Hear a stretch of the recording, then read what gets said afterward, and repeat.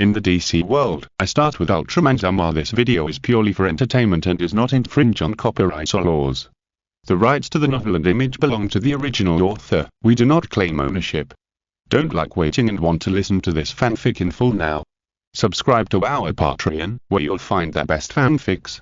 The chapter is Hell Earth Naught. After seeing Zero grow twice in size within 24 hours, the Joker couldn't help but reevaluate.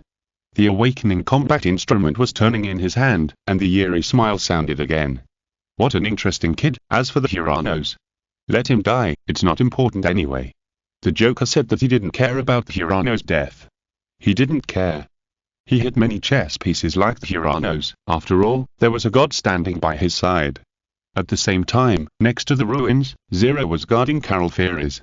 His strong senses told him that there was another enemy nearby, so he never took it lightly. His eyes swept around without a trace, and the faint vibration in the air told Zero that there was another enemy nearby. The speedster hadn't left yet, Zero thought secretly in his heart. Just as Zero thought, Daniel, who had not gone far away, was secretly observing Zero. Taking advantage of his speed, Daniel felt that he could run whenever he wanted, and he was fearless. Is it equivalent to an ordinary person after removing the armor? Daniel was speculating on Zero's background. Since Zero rarely appears in the outside world in human form, many people think Zero is just like the Marvel Comics superhero Iron Man, who is an ordinary person without armor. But Daniel is not an ordinary person. He is a speedster chosen by the Speed Force. He has an inexplicable sense of fear. Finally, driven by this sense of fear, Daniel fled from here and went to the second stop according to the pre-planned plan. As for the Star Sapphire, Daniel said, "Who is this? I really don't know it." A few seconds later, Zero noticed the unknown speedster going away. "Did you sense danger?" Zero looked in the direction of the strongest vibration, and at this time, Ahoy's voice also sounded. The max armor you need is being transmitted. The next moment, a blue light appeared in the air.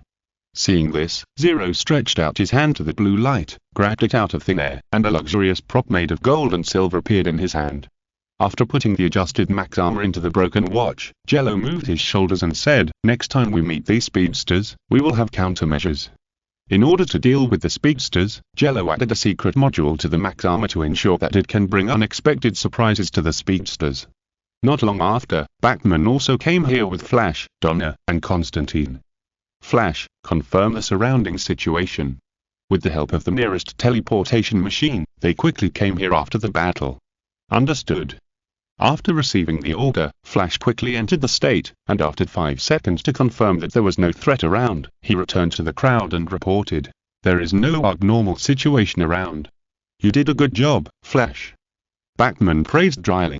At this time, Constantine noticed Carol, who was unconscious, and immediately became very greedy. You must know that Constantine's biggest bottom line is that he has no bottom line. Swish! But at that moment, Jello and Donna both set their eyes on Constantine, and the threat was self-evident. Under the threat of the two pure love warriors, Constantine finally looked away and whistled as if nothing had happened. "Don't be too much like your brother, or you'll suffer," Batman suddenly said to Zero. It seemed that Batman had also watched the entire battle method of Ultraman Trigger, the Earth Power God. The method of fighting without any combat skills and relying entirely on physical strength reminded Batman of the old Superman. Batman couldn't help but feel sorry when he thought that another young man was going to follow the footsteps of the reckless fighting method. In response, Zero just smiled slightly, as if he didn't take it to heart at all, then pointed at Carol and said, "She seems to be related to Green Lantern. You'd better let him solve this matter." Hearing this, the Flash on the side said, "But Green Lantern has been away from Earth for almost a year, and we may not be able to find him. A year ago, a star issued an emergency order, and Hal Jordan had to leave Earth, and he was gone for a year. During this time, Hal's girlfriend Carol Ferris missed her lover too much. This strong feeling attracted the Purple Lantern Ring, which turned Carol into a Star Sapphire. But the Purple Lantern Ring, like the Red Lantern Ring, is a lantern ring that will cause great distortion to the wearer's mind. I'll let Wonder Woman guide her." Batman proposed a plan. "I have no objection," the Flash replied. "Since the matter is resolved, I will go back to Metropolis first." Jello suddenly stretched out his hand and said, "The Joker will definitely attack Metropolis next. I have to go back to prepare. I will go to Metropolis with him." Donna also said. Batman replied, "If there is anything, notify the League, and the League will do its best to help you." Although the Huranos was resolved, the disaster he left behind, the new species of vampires lurking in the entire Lighthouse country have not been completely eliminated. The Justice League still needs to allocate some forces to deal with it, and cannot allow vampires to harm innocent people. Although Jello can kill vampires easily, even ordinary human armies will suffer if they're asked to deal with new vampires, not to mention ordinary people. In the Amazon rainforest, Daniel came to a cave that no one could find.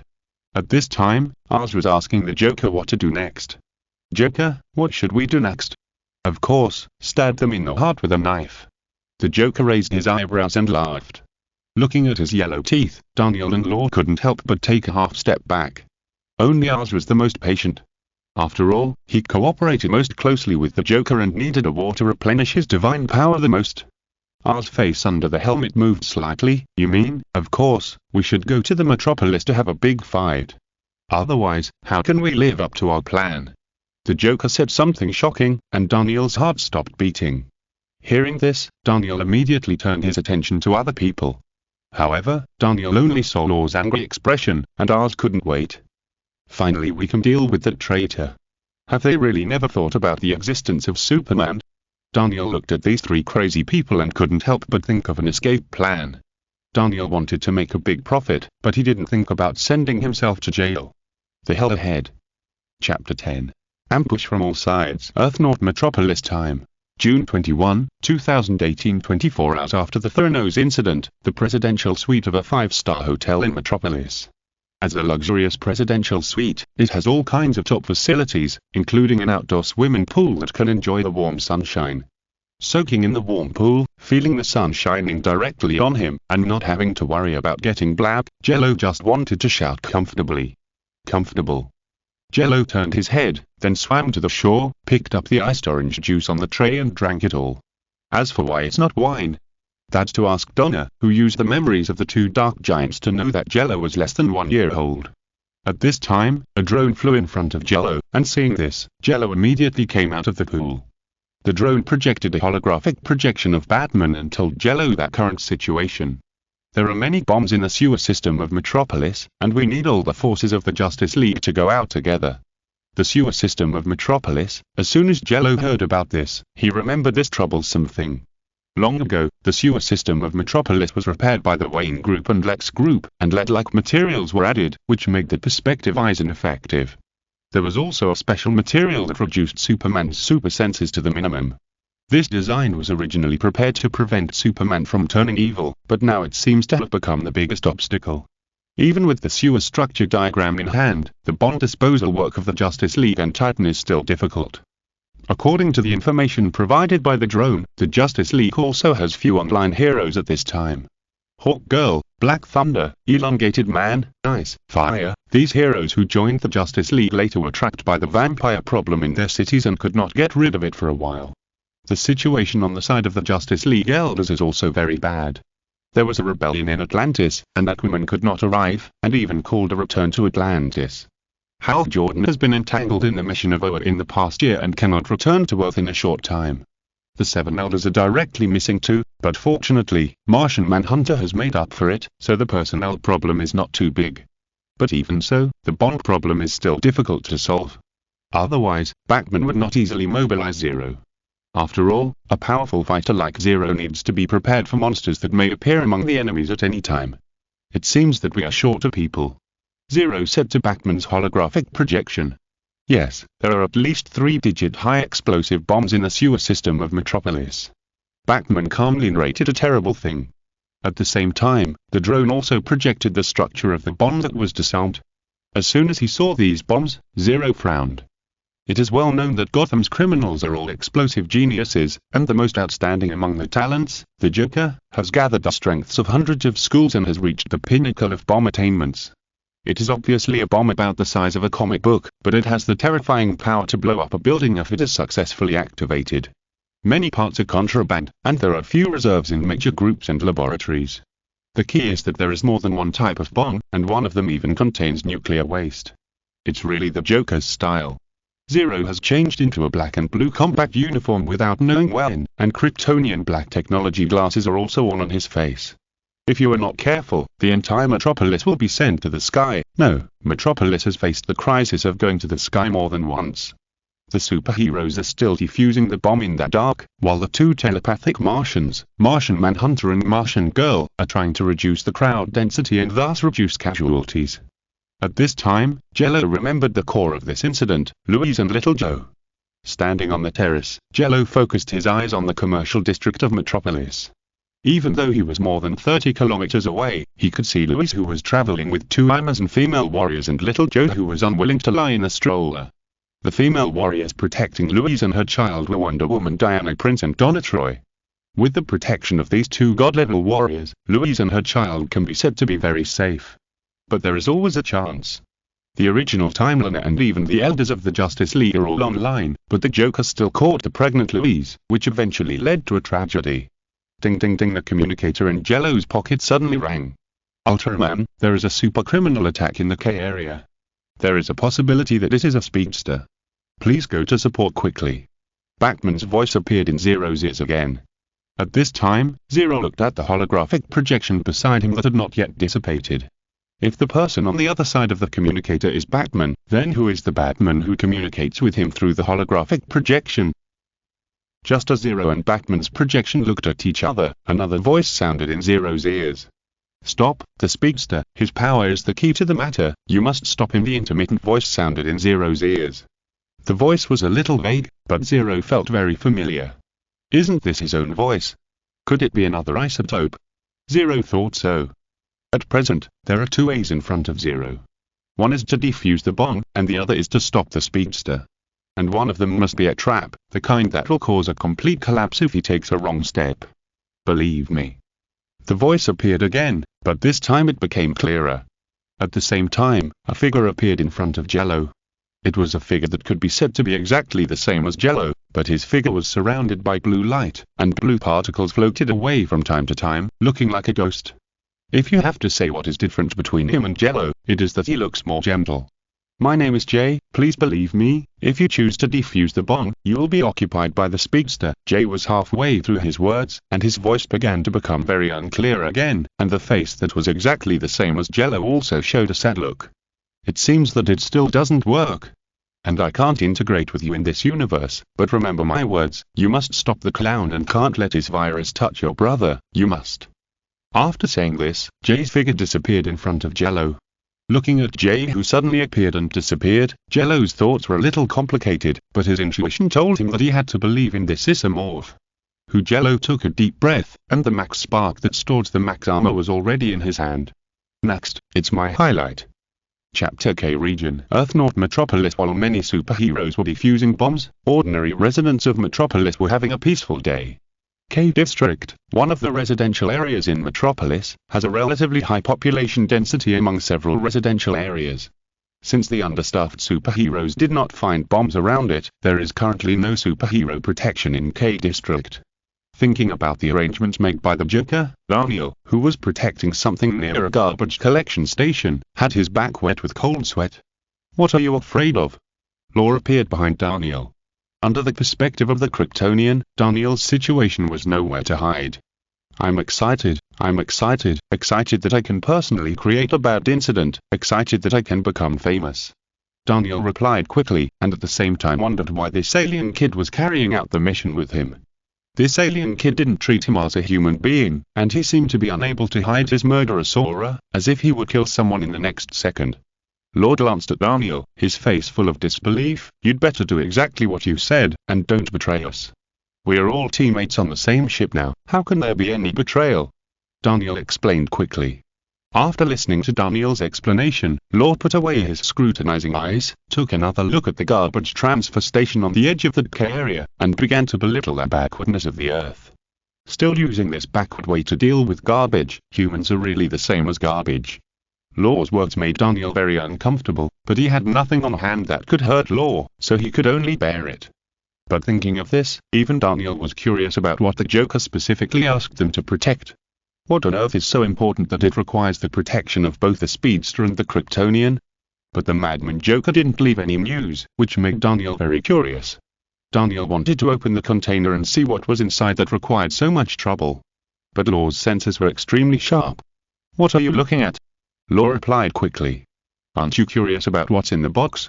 Daniel said in a low voice. "Humph." Law snorted disdainfully. "Lowly humans are not worthy of looking at that thing." Daniel's face almost turned green with anger when he heard this. "Is the clown who gave that thing to you not a human being?" Daniel was so angry that he wanted to go crazy. At this time, Law suddenly became alert. "Something is approaching quickly." Law reminded Daniel and quickly entered combat mode. Holopolos's claws appeared on the back of his hand, his limbs became stronger, white bristles began to grow on the skin under his battlesuit, and his eyes turned into fierce animal pupils. Hearing Law's reminder, Daniel also felt something was wrong, and quickly entered the super speed state, turning into a flash of lightning to search at high speed in the transfer station. After searching the entire transfer station from top to bottom, Daniel, who was surrounded by lightning, stopped. "Strange, where did that feeling come from?" "From your heart." A light voice sounded beside Daniel's ears, and then a red fist filled Daniel's vision. Bang! A heavy and powerful punch hit Daniel's face, and the right force made Daniel faint, and sent him flying backwards like a kite with a broken string, and finally fell into a pile of garbage and fainted. After a loud bang, smoke and dust scattered, and the khaki smoke and dust made the red figure a little blurry. But this did not bother Law, who was a pure Kryptonian. Through the smoke and dust, Law became more alert after seeing those iconic features, and even questioned the other party. "How do you know this place? Someone leaked the secret to you?" But the only one who fell into the hands of the Justice League, Star Sapphire, was just a thug. How could they get the answer from Star Sapphire? Could it be? Law looked at the unconscious Daniel again, and after thinking about it, he still felt that Daniel was most likely to betray them. "It seems that the lowly human leaked the secret to you. After I get rid of you, he will be dead." Before Jello could speak, Law spoke out his guess. "I don't know who gave him the courage to make him think that he could get rid of Jello. We should let them come to deal with you." Looking at Law, who looked down on humans, Jello suddenly said something ambiguous. "No matter who comes, there is only one end, that is, death." Law's eyes flashed fiercely, and black and purple lightning burst out around him. He looked much stronger than when he first fought Jello. The next moment, Law turned into a black and purple lightning and shot out in the direction of Jello. Seeing this, Jello's pupils shrank slightly, capturing Law's movement trajectory and calculating Law's next move in a very short time.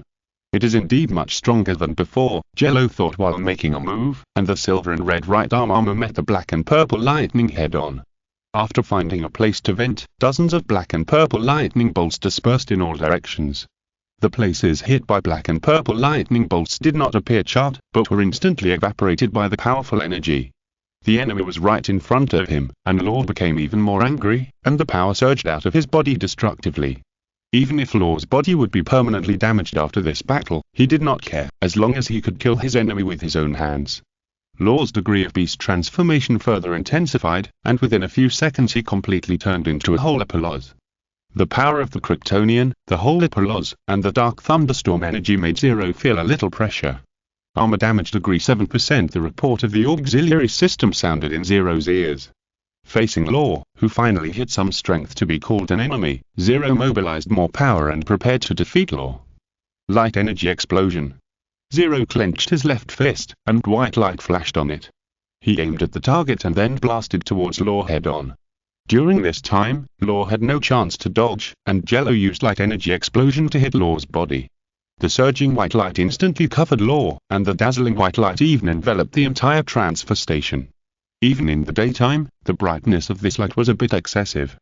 After a moment, a figure flew backwards and fell together with Daniel, who had fainted before. If you're listening to this novel on a channel other than Fanfic World, it means they downloaded and uploaded it without effort. We cordially invite you to visit our channel, Mundo Fanfic Novel, as there you'll find the original version of this story and you can explore many other novels of various genres. We're waiting for you to immerse yourself in a world of incredible novels.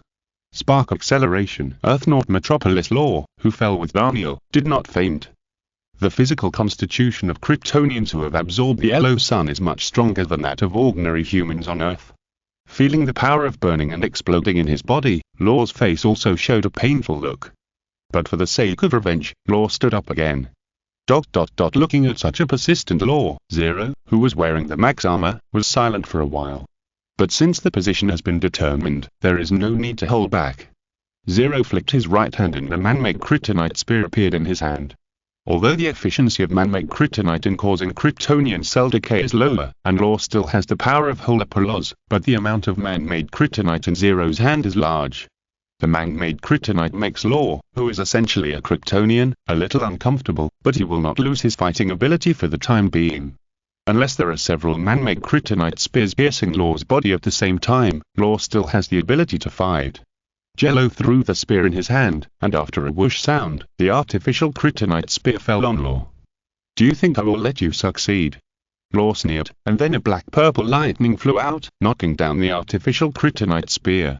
The artificial kryptonite spear hit by the black-purple lightning was covered with a layer of charred black, from the original dark green to obsidian, and the radiation that could cause the Kryptonian cells to decay also disappeared. Seeing that Jello did not move, Law yelled, "Come again." Then, Law disappeared in front of Jello. Jello, who had been prepared for a long time, jumped up, and the power of the Phantom engine was increased to the maximum. The power of the micro-engines hidden in the upper and lower parts of the armor was also adjusted to the maximum. The power of the back thrusters was fully turned on, running at an unimaginable speed. This acceleration system is abbreviated as the Spark Acceleration Module, which is a module designed by Jello to deal with speedsters. After increasing the speed to the maximum, a layer of distortion appeared around Max's armor. This distortion is similar to the distortion of a spacecraft when it starts the curvature engine, but the two cannot be completely compared. After all, Jello is still on Earth, and the environment in the atmosphere must be considered. The next second, tens of thousands of loud noises rang out inside the transfer station. Half a second later, two figures fell to the ground separately. Law, who turned into Ultraman, was covered with scars, and purple-red blood flowed out of the wounds, falling on the ground at his feet, making a tip-tip sound. This is the result after Law tried his best to suppress the injury. If he was a little worse, it would not just be bleeding at this time.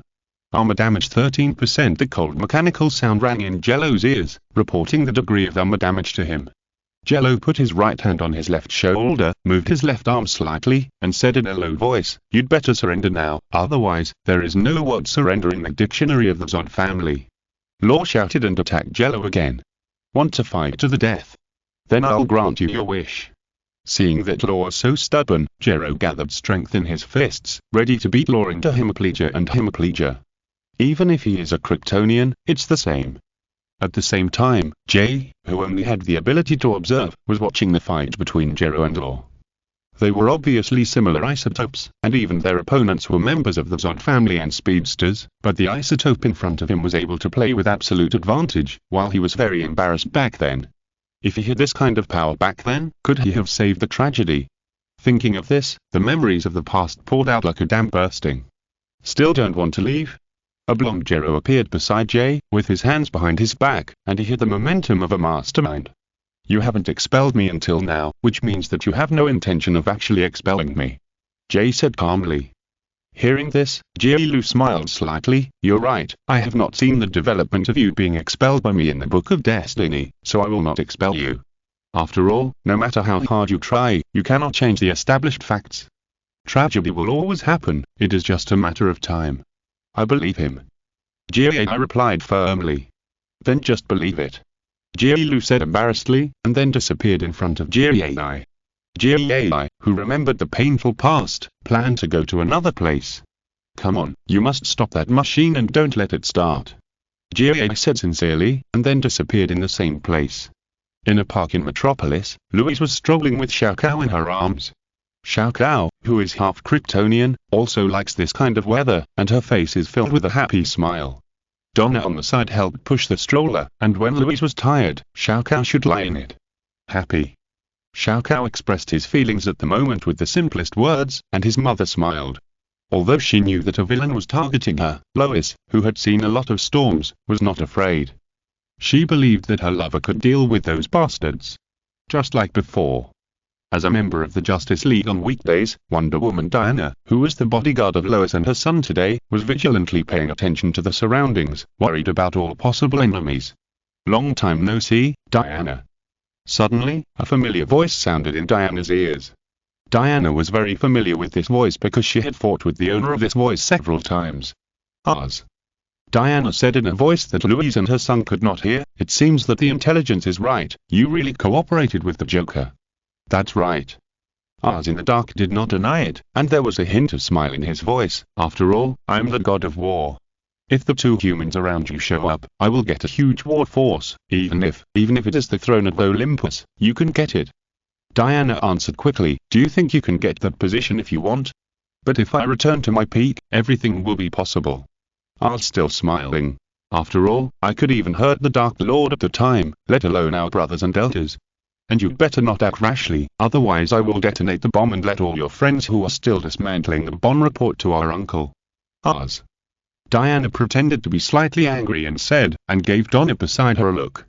As the god of war, Oz's magic attainments are not superb. And Donna was using dark spells to track Oz's traces at this time. Mystery Machine, Earth-North Metropolis. While Diana and Oz were dealing with each other, Donna was also using dark spells to track Oz's location. Since dark spells have the characteristics of both black magic and superpowers, most enemies will suffer a small loss when facing dark spells. "Are you curious about where I am now?" Oz's voice suddenly became playful. Diana replied calmly, "Are you stalling for time?" "Oz, what do you want to do?" "You will find out soon." At the end, Oz suddenly laughed out loud. At the same time, in the garbage transfer station, Jello, who had just subdued Law, was searching for all available information. Law was seen with 17 artificial kryptonite spears all over his body, and artificial kryptonite chains were tied to his hands and feet. At this time, no matter how much Law was not afraid of artificial kryptonite, he was now besnailed to death. Law tried his best, but he could only look up at the figure wearing red and silver armor. In the sunlight, the red and silver metal armor shone faintly, and the chest armor had patterns similar to the wings of a phoenix. The helmet was similar to the 7 armor, with the murderous aura under the V-shaped eyepiece, but there was an energy crystal on the forehead. "Damn it!" Law, who was lying on the ground, groaned faintly. The artificial kryptonite brought him great pain, and his self-healing ability was suppressed, so that his injuries all over his body could not be recovered at all. After glancing at the uneducated Law, Jello walked towards the container without looking back. When he walked to the front and back of the container, Jello stretched out his right hand, grabbed the iron plate of the container, and tore the iron sheet of the container with a slight force of his 5 fingers. With the harsh sound of metal tearing, a strange machine appeared in front of Jello. This is a steam engine-like machine, made of silver-gray metal. From Jello's perspective, it looks like a silver-gray cylinder and a silver-gray iron block. No matter from which angle you look at it, it is a rough steam engine. Even if you go to a middle school and find a first-place entry in a science experiment competition, it will look more advanced than this machine. But for some reason, Jello felt panic in his heart after seeing this machine. What on earth is this? Jello racked his brains to recall. But no matter how Jello recalled, he could not find any memory corresponding to this mysterious machine in his memory of a time traveler. It was as if the memory was missing out of thin air. When things got to this point, Jello began to use all his abilities, including armor scanning modules, psychic vision, telekinesis scanning, and all the means he could use. But no matter what, Jello just couldn't tell what this thing was. There are only 2 possibilities at the moment. One is that this is just a crude steam engine, and the other is that the machine in front of Jello is something that Jello cannot understand. The characteristics of the DC universe are that there are hanging walls everywhere, bugs running everywhere, and there will always be things that exceed conventional thinking. But since it can be favored by the Joker and cared about by his own isotope, it must not be a simple thing. Although I am also curious about what kind of machine this is, it is best to dismantle it so that it can no longer be used as a material. As a scientist, Jello also wanted to understand the structure of this mysterious machine, but for now, his brother's happiness was the most important. Without any pros and cons, Jello knew what he should do. Looking at the silver-gray machine in front of him, a ball of golden light appeared on Jello's right wrist, and inside the light, a faint phoenix was visible. The clanging metal deflection sound was emitted from Jello's right hand, and then Jello raised his right hand high, and the energy like a thunderstorm condensed and gathered on his right wrist. Buzz! Sign electric light appeared on the silver-gray machine, which looked powerful, but these electric lights did not mean to hurt Jello.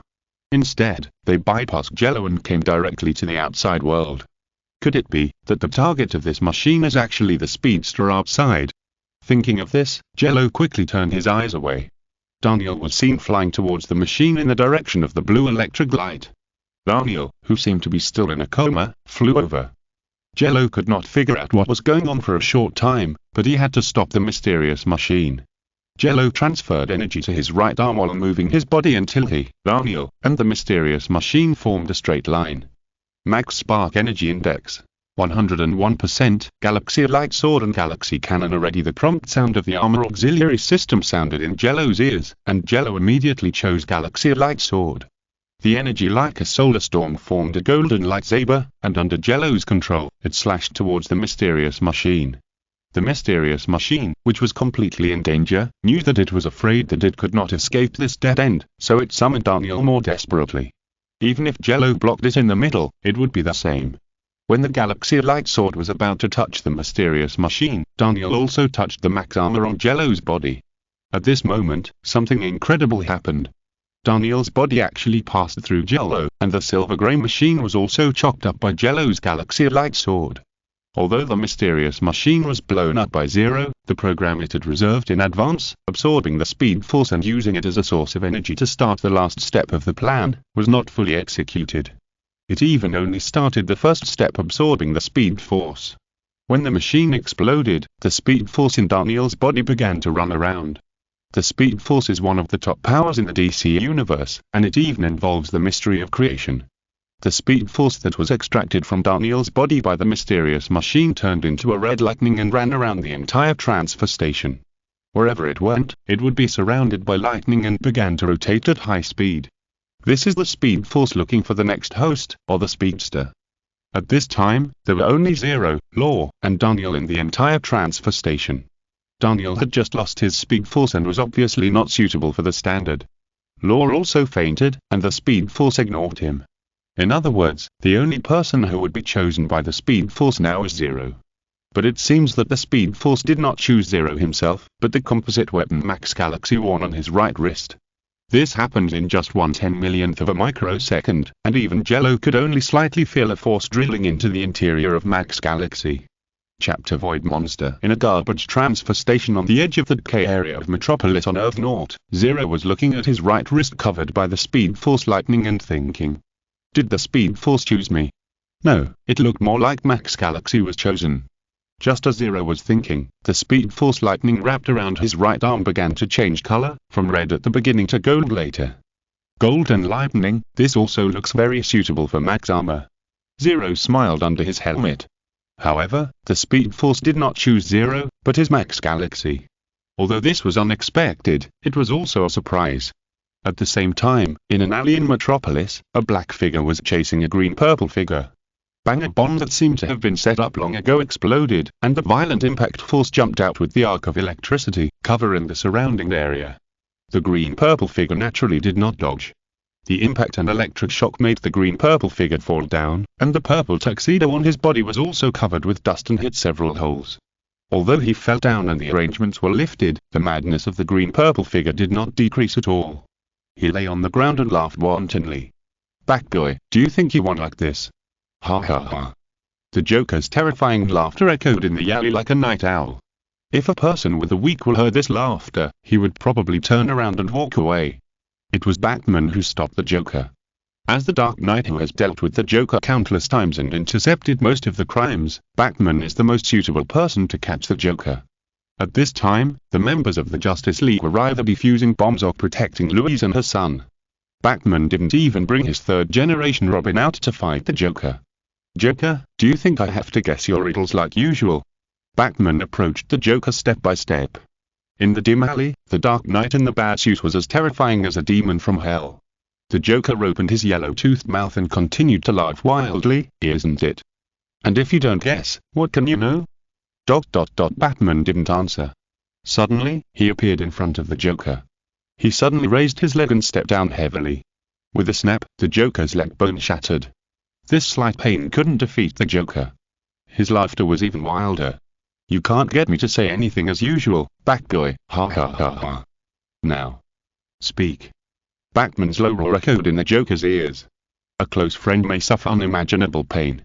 In order to prevent the terrible thing from happening, Batman is already on the verge of anger. But various painful experiences have made Batman understand that what he needs most at this time is to stay rational. You can boldly guess what good things I have arranged, Batboy. The Joker was still laughing, and he didn't seem to worry that Batman would guess his thoughts. Buzz at this time, a buzzing sound suddenly appeared in the ears of the Joker and Batman. Oh, what a bummer, the most important thing has been destroyed. The Joker suddenly changed his expression, and his pale face, which was originally smiling, became extremely gloomy. Seeing this, Batman also wanted to know why the Joker became so gloomy, but the Joker spoke first. Forget it, since things are like this, then you come out, Grizzer. As the Joker's voice fell, a strange sphere appeared above Metropolis, and its surface was covered with spiral spikes. The appearance of this sphere was very sudden, and the detectors of all forces did not know its existence. Even after the appearance of this sphere, it could only be detected by the eyes of the citizens. When some citizens picked up their mobile phones to take pictures of this scene, they found a problem. Isn't there a sphere there? Why can't the mobile phone take a picture? Is it a problem with my mobile phone?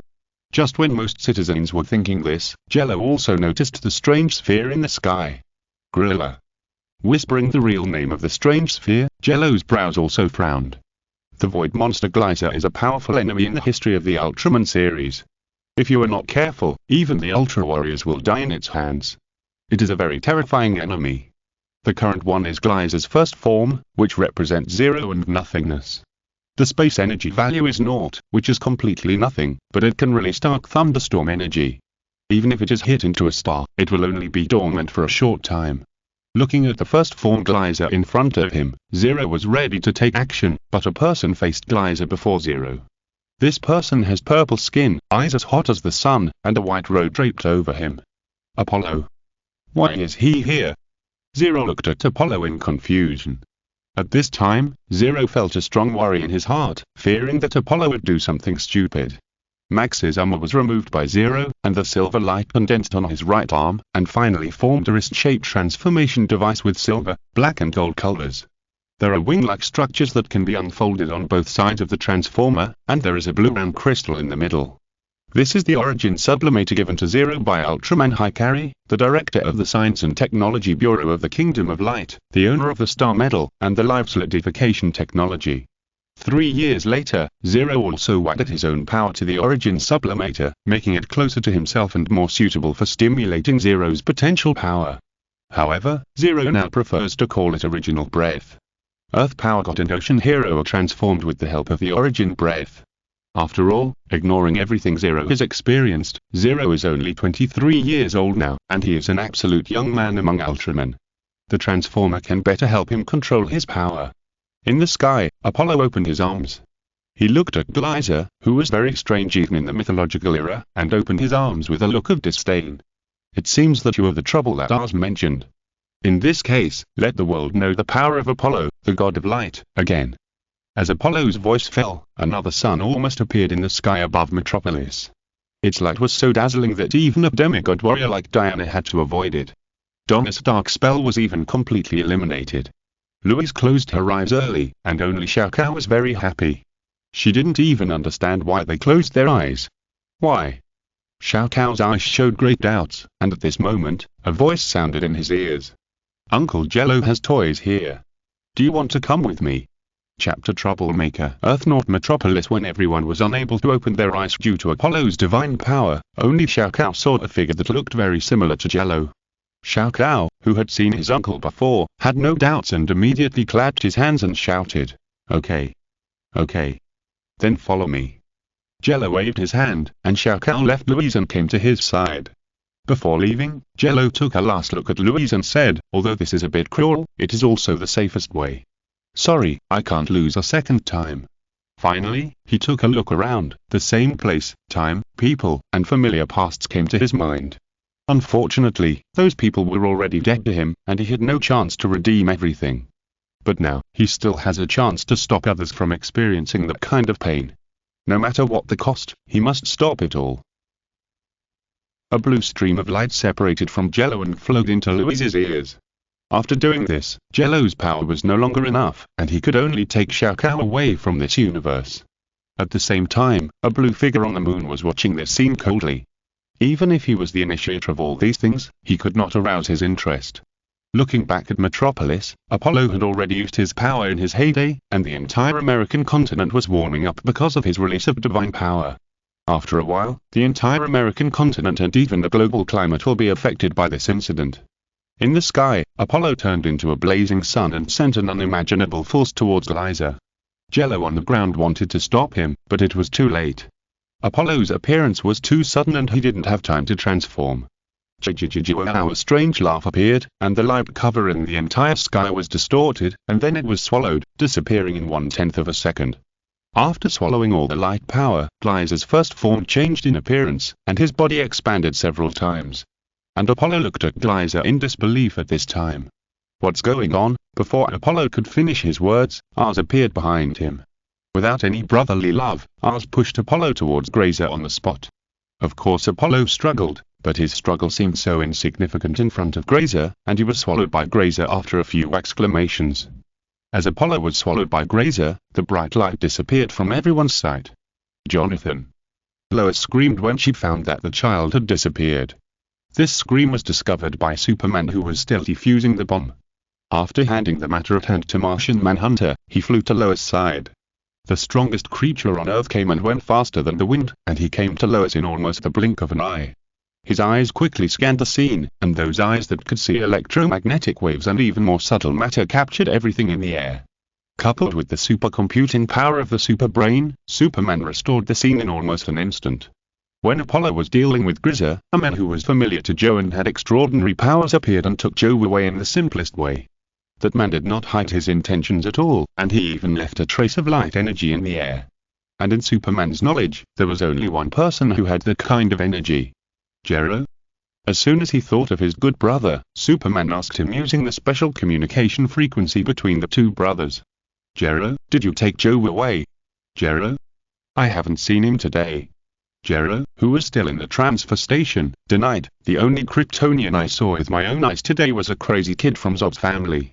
What on earth is going on? Hearing this, Superman also fell into deep thought. Could there be two Jello? The probability of this possibility is not that low. After all, they have also dealt with enemies from parallel universes. The two brothers communicated very quickly, and Superman quickly told Jello about his discovery. It looks like another homolog of mine. Jello fell into a brief thought, and he also possesses one of the Ultraman fragments I'm missing. According to his elder brother, the homolog that appeared today has similar energy to him, which means that the other party also possesses the concept fragment of Ultraman. Jello only lacks 3 Ultraman concept fragments, but there are not many suspects. What's more, Jello has met one today. After having a suspect in mind, Jello said to Superman, I will bring Shao Kahn back safely, but I have to deal with Geyser first. Okay, I'll help you deal with the monster. Superman replied, but was rejected by Jello. You'd better keep an eye on Louise. I don't know what the Joker has to do. You'd better stay by her side and comfort her now. Looking at Geyser, which began to expand again in the sky, Jello's heart became heavier. As soon as he finished speaking, he raised his right arm. Infinite light burst out from the blue gem of the origin breath, turning into countless white streaks. The number of white streaks increased, and finally turned into a big hand, holding 0 in the palm of his hand. At this time, the wings of the origin breath also fully spread out. Tiloga. When 0 called out his real name, the big white hand also completely closed and stretched upwards. Then the remaining body of Ultraman Tiloga, the ocean hero, appeared on the ground. I saw Tiloga raised his right hand high, and his body was as tall as a giant holding up the sky. The whole body was emitting a soft and non-glaring white light, which was in sharp contrast to the dazzling golden light of Apollo before. At the same time, Geyser in the first form also turned into the second form in bursts of black lightning. Geyser in the second form has a bipedal standing form that humans can understand, with a yellow light on his chest and a head that glows yellow like a light tube. Geyser fell in the middle of the city, and in an instant, his body had a strong suction force, trying to suck the surroundings into his body. If Geyser succeeded, at least one district in the metropolis would be reduced to ruins. That was something Trigger would not let Geyser do. The shoulder armor of Trigger Ocean Warrior's shoulders glowed blue, and Geyser's movement suddenly slowed down a lot. This gave Wally and Barry enough time. The two speedsters went at full speed to rescue the residents in the area closest to Geyser and create an opportunity for 0. Facing the cosmic cave, Trigger did not dare to neglect it. The blue flame instantly enveloped his whole body, allowing him to arrive in front of Geyser at an unimaginable speed. Chapter Light vs. Void. Earth North Metropolis. After arriving in front of Geyser, golden light appeared on Trigger's wrists, and these lights turned into particles, covering two huge figures. This is the phase transfer wave.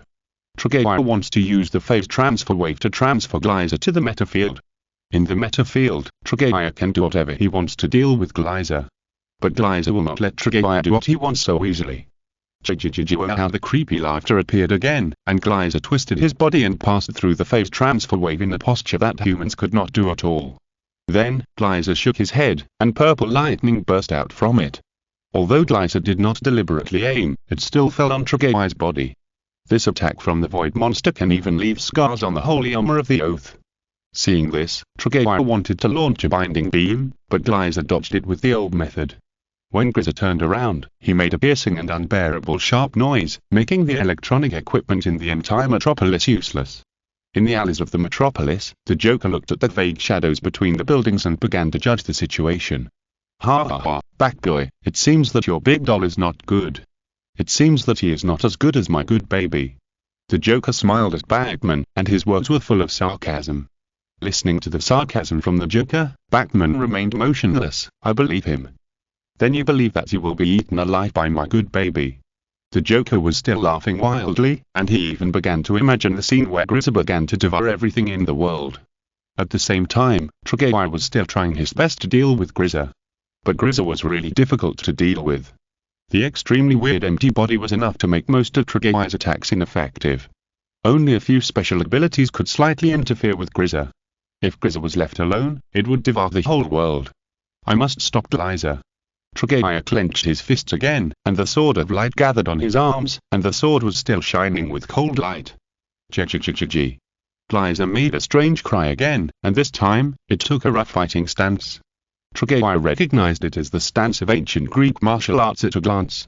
After all, his partner practiced very diligently, and he was quite familiar with this move. It seems that Geyser is slowly digesting Apollo, Trigger thought secretly in his heart. At this time, the two speedsters who risked their lives had evacuated the surrounding people and vacated a battle area for Trigger, so that he didn't have to worry about innocent people getting hurt. As for the damage, Lex Group and Wayne Group said they would take care of it. The next moment, Geyser took a strange step to attack Trigger. Its movements were still strange, like an old-fashioned movie that lost part of the picture, pausing several times a second, but it was able to successfully come to Trigger.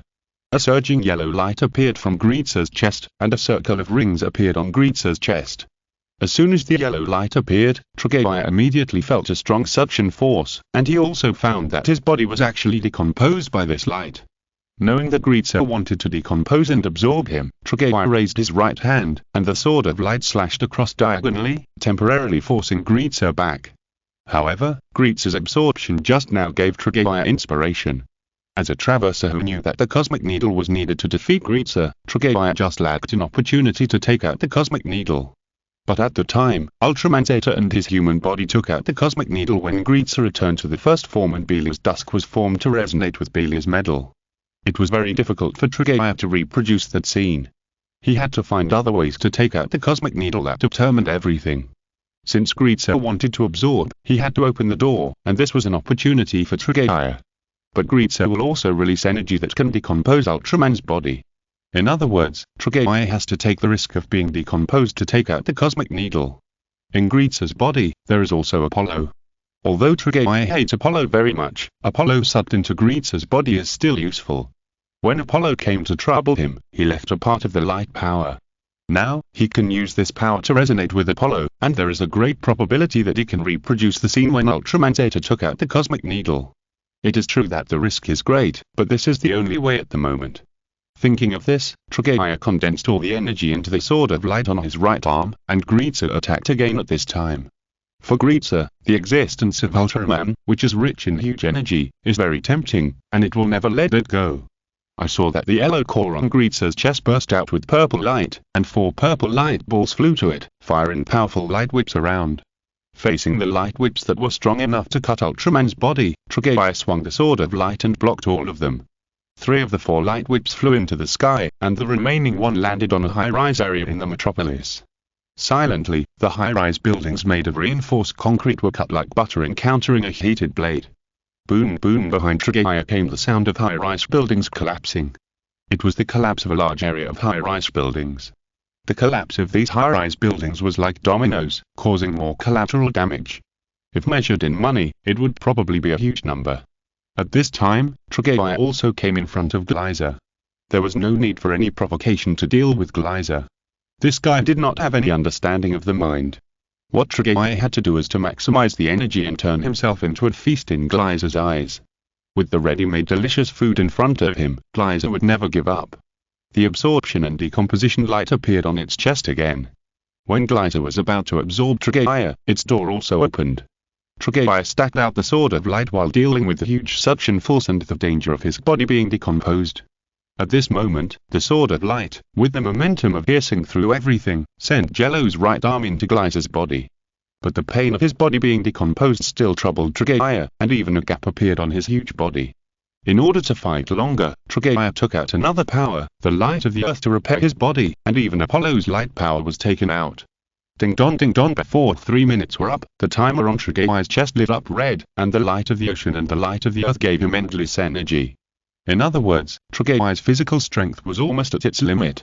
Chapter Cosmic Needle. Earth North Metropolis. As time went by, Trigaya's body had more and more holes, and the timer on his chest flashed more and more frequently. Until Geyser made a strange sound again. G. At this time, Geyser began to move around again, bringing great threat to Trigaya. Although Geyser didn't know what danger was, it could feel that something in its body was being dragged. This was not a good thing for Geyser. At the same time, Trigaya also felt that he was holding something in his hand, so he simply made up his mind and was determined to pull out the cosmic needle, and endless power poured out of his body. The light of the earth and the coexistence of the earth power god form, which was originally used to fix the bug, caused red to appear on Trigaya's body. This is not a perfect blend of the light of the earth and the light of the ocean. The light of the earth had suddenly joined the form of the ocean warrior is very strange on the color of Trigaya's body, just like the lipus erythematous and vitiligo of humans. Although the power has increased greatly, the duration is very short, even shorter than the supreme form formed by Ultraman using the light of the earth and the light of the ocean at the same time. Trigaya, whose power increased instantly, pulled his arm back suddenly, and in the process the sword of light was shattered, and the divine power of light condensed in his fist was also absorbed by the cosmic needle. Indistinctly, the form of the cosmic needle began to change, slowly turning into a sharp weapon that can be held in the hand. Yeah. Trigaya let out a war cry, and the arm that was strong enough to use the cruise ship as a fingertip toy pulled back, and a cosmic needle that he could hold in his hand appeared in his hand. The blue-white light lingered on the cosmic needle, covering it with a layer of mystery. The cosmic needle held in Trigaya's hand was not fully formed. It was surrounded by a layer of blue light. Its structure was highly similar to that of the fantasy world demon sword Beely Dusk, except that it did not have a talking head. After the cosmic needle was taken out, Geyser fell into a state of confusion for a short time. By holding this cosmic needle tightly in his hand, Trigaya could truly feel the power in it. As soon as he held it, Trigaya could understand the power of the cosmic needle. Can it last for a maximum of 30 seconds now? Trigaya felt his current state. The risk of taking away the cosmic needle just now caused a lot of damage to Trigaya. The power that directly decomposed his body was much stronger than hundreds of electromagnetic railguns bombarding him. G. At this time, Geyser also recovered from the chaotic state of the cosmic needle being taken away. 4 light balls gathered around it, and 5 light whips with pale hands on top attacked Trigaya again. Before, Trigaya could only parry these whips of light, but with the cosmic needle, everything was completely different. Trigaya held the cosmic needle in his hand and swung a sword with his backhand. A blue-eyed crescent-shaped energy wave attacked the 5 whips of light. Rumble, bursts of explosions sounded above the metropolis, and the fierce explosions raised clouds of smoke and dust, covering Geyser and Trigaya. When the smoke and dust dissipated, Trigaya had already arrived in front of Geyser. Feeling the feeling from the cosmic needle, Geyser quickly condensed 6 energy light shields in front of him, trying to block the cosmic needle. But the cosmic needle was born to restrain the void monster. In front of the power of the cosmic needle, Geyser's energy light shield was like paper. 2 seconds later, a crackling sound was heard, and Geyser's energy light shield was shattered by the cosmic needle. After the defense line was shattered by Trigaya, Geyser used his void body to escape. This move is indeed useful. After all, even if the cosmic needle restrains Geyser, it still needs to cause damage. But now Trigger is also a qualified warrior, with top-notch body and martial arts. After a few rounds, Trigger pierced Geyser with the tip of the cosmic needle, leaving a golden wound on Geyser's lower abdomen. This is the first time Trigger has caused substantial damage to Geyser since the start of the war. The place where Geyser was pierced by the cosmic needle could not recover for a long time. Golden light flowed out of the golden wound, and Geyser's body twitching speed also slowed down a little. After the first time, the rest is no longer a difficult task. Trigger held the cosmic needle and performed a superb swordsmanship. The blue-eyed light and shadow immediately enveloped Geyser, leaving large and small golden wounds on Geyser's body. These wounds that could not be recovered for a long time caused a great burden to Geyser, and even the laughter he made became a little weaker. Before Geyser finished laughing, Trigger pressed the cosmic needle on Geyser's chest, then quickly twisted his body, leaving another golden scar on Geyser's body.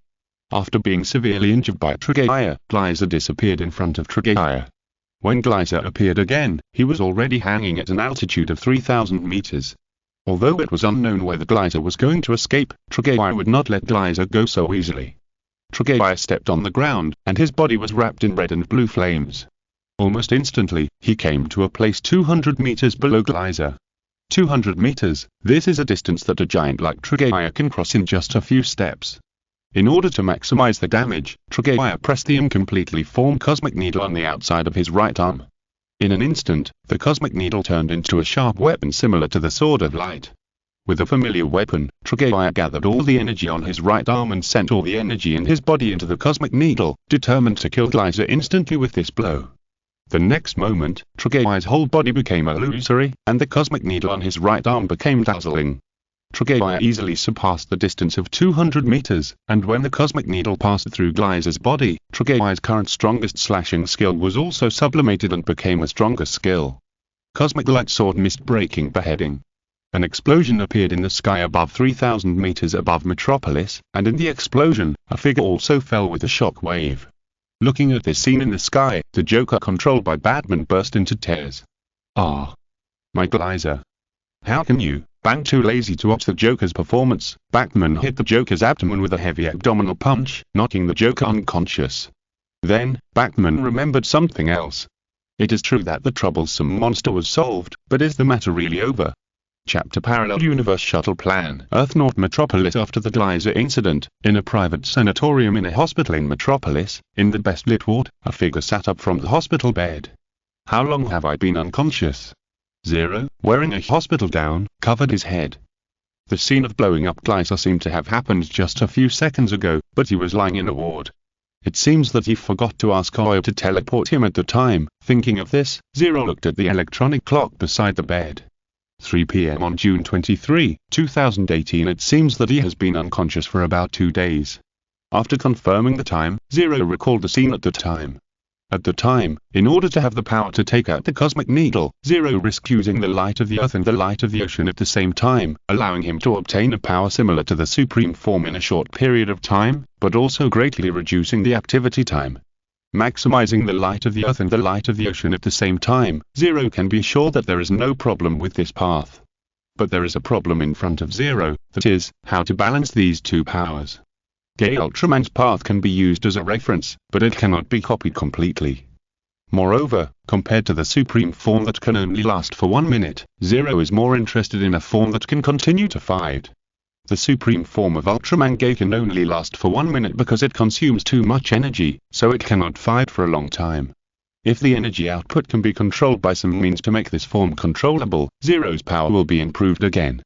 In addition to the inspiration of the supreme form, Zero's biggest gain this time is the cosmic needle. As soon as the thought came, the cosmic needle instantly appeared in Zero's right hand, and even the size became matched with Zero, instead of the giant blade held by Trigger. Looking at the cosmic needle in his hand, which had already taken shape, Zero couldn't help but wave it a few times. After a few sword lights, several blue and white marks appeared in the ward. These marks could not be dispersed for a long time, as if the space was also cut open. Seeing this, Zero stretched out his left hand to touch it. He pressed his fingers on the crack, and then pulled it slightly, and the crack suddenly expanded a little. Zero came forward and looked at the space crack carefully. This cosmic needle in my hand has the power to cut through space. When he said this, Jello thought of a blue man, and the voice of Papa rang in his head. It seems that I will have the opportunity to dye my hair white, wear a blue coat, find a chair in a food stall and play cosplay in the future. Oh no, I'm the second brother. How come I have a sharp blade that can cut through space? As for the name of the cosmic needle in his hand, Jello has not thought about it. After all, it is not fully formed. I don't know what you need, materials or energy. Do you want to tell me? Jello held up the cosmic needle in his hand and asked sincerely, and the cosmic needle really responded to Jello. I want both. Jello can be very sure that he did not hear wrong. He looked at the cosmic needle in his hand and put it on his thigh. He gently stroked the cosmic needle with his right hand, and the small broken watch on his left hand glowed green, and a harmonica appeared in the palm of his left hand. If it is special, Jello believes that there is nothing better than the harmonica given to him by the Lord of Hell. With this harmonica, Jello can play a sacred music that purifies the soul and dispels darkness. But after the appearance of the Gauss armor, this harmonica was hidden by Jello. Now it seems that it has other uses. After taking out the harmonica, the cosmic needle trembled and looked quite excited, as if it couldn't wait. Jello also satisfied the cosmic needle and fed it the harmonica. After absorbing the harmonica, the cosmic needle became silent and the blue light on its surface dimmed. The current cosmic needle needs time to form. After Jello transferred a little energy, he threw the cosmic needle into the meta realm to give it a safe environment to form and transform. This will take some time, and before taking out the cosmic needle, Jello still needs to deal with some things. For example, pick up his little nephew from other parallel universes. As soon as Jello thought of the isotope who called himself J, a shadow emerged in his heart. That state doesn't look like a living person. In addition to his involvement in the Joker's release, Jello guessed that J.I. had also experienced similar events, which was why he was so persistent in preventing the worst from happening. And the result was just as J.I. thought. Nothing went to the worst, but in the process, he also took little Joe away. Jello didn't know why he did this, and could only roughly guess that he was doing it to protect little Joe. But little Joe is the son of Louis on Earth Naught, and Jello needs to take him back anyway. Thinking of this, Jello used telepathy to find Superman in the vast sea of people in the solar system, and said to him, "Brother, I have something to tell you. It's about little Joe, right? You have to go to other parallel universes to bring little Joe back, am I right?" Superman's voice was a little low. The disappearance of his biological son made him a little impetuous, but the more critical the moment, the more Superman had to stay calm. Jello replied, "Yes, the man who took Shao Kahn away is my homonym. If I'm the coordinate, we should be able to find that parallel universe where he lives." The reason why homonyms are homonyms is because there is a vague connection between them. Homonyms are not only similar in appearance and abilities, but also in mental fluctuations and life characteristics. If Jello uses himself as a basis to search for homonyms in all parallel universes, it is possible to find the one who took Shao Kahn away. But what Jello and Superman are facing now is how to go to other parallel universes. In addition to the Earth 3 that they once invaded, Earth Naught has few means to go to other parallel universes. I think I have a way. Jello's eyes flashed, and a plan appeared in his mind, but this plan requires other people to help him. After all, the subject of multiverse travel is a research that few people have touched. Come to the Watchtower, we will be happy to help you. When Superman heard that Jello had a plan, his voice was 3 points happier and sounded quite happy. At this time, Wonder Woman Diana brought some news to Superman. What? Lois is awake? And she has something to say to Jello. Superman learned from Diana that Lois had something to say to Jello. Jello, who was in telepathic communication with Superman, also knew about this. Lois wants to see me? What information could she have? Jello naturally began to think. If you're listening to this novel on a channel other than Fanfic World, it means they downloaded and uploaded it without effort. We cordially invite you to visit our channel, Mundo Fanfic Novel, as there you'll find the original version of this story and you can explore many other novels of various genres. We're waiting for you to immerse yourself in a world of incredible novels. Chapter 1. Parallel Universe. Earth Naught Metropolis. After learning that Louise had something to talk to him about, Jello rushed to the couple's apartment.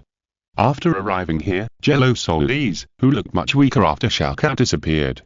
This weakness was not physical fatigue, but mental fatigue. It seemed that Louise was also very self-blaming. Before Jello could speak, she said first, "Jello, you are finally here. I have something to give you." After that, Louise took out a notebook. Jello took the notebook from Louise in confusion. He flicked through the notebook while listening to Louise's words. When Xiao Kao disappeared, I felt that someone was talking, and his voice was very similar to yours.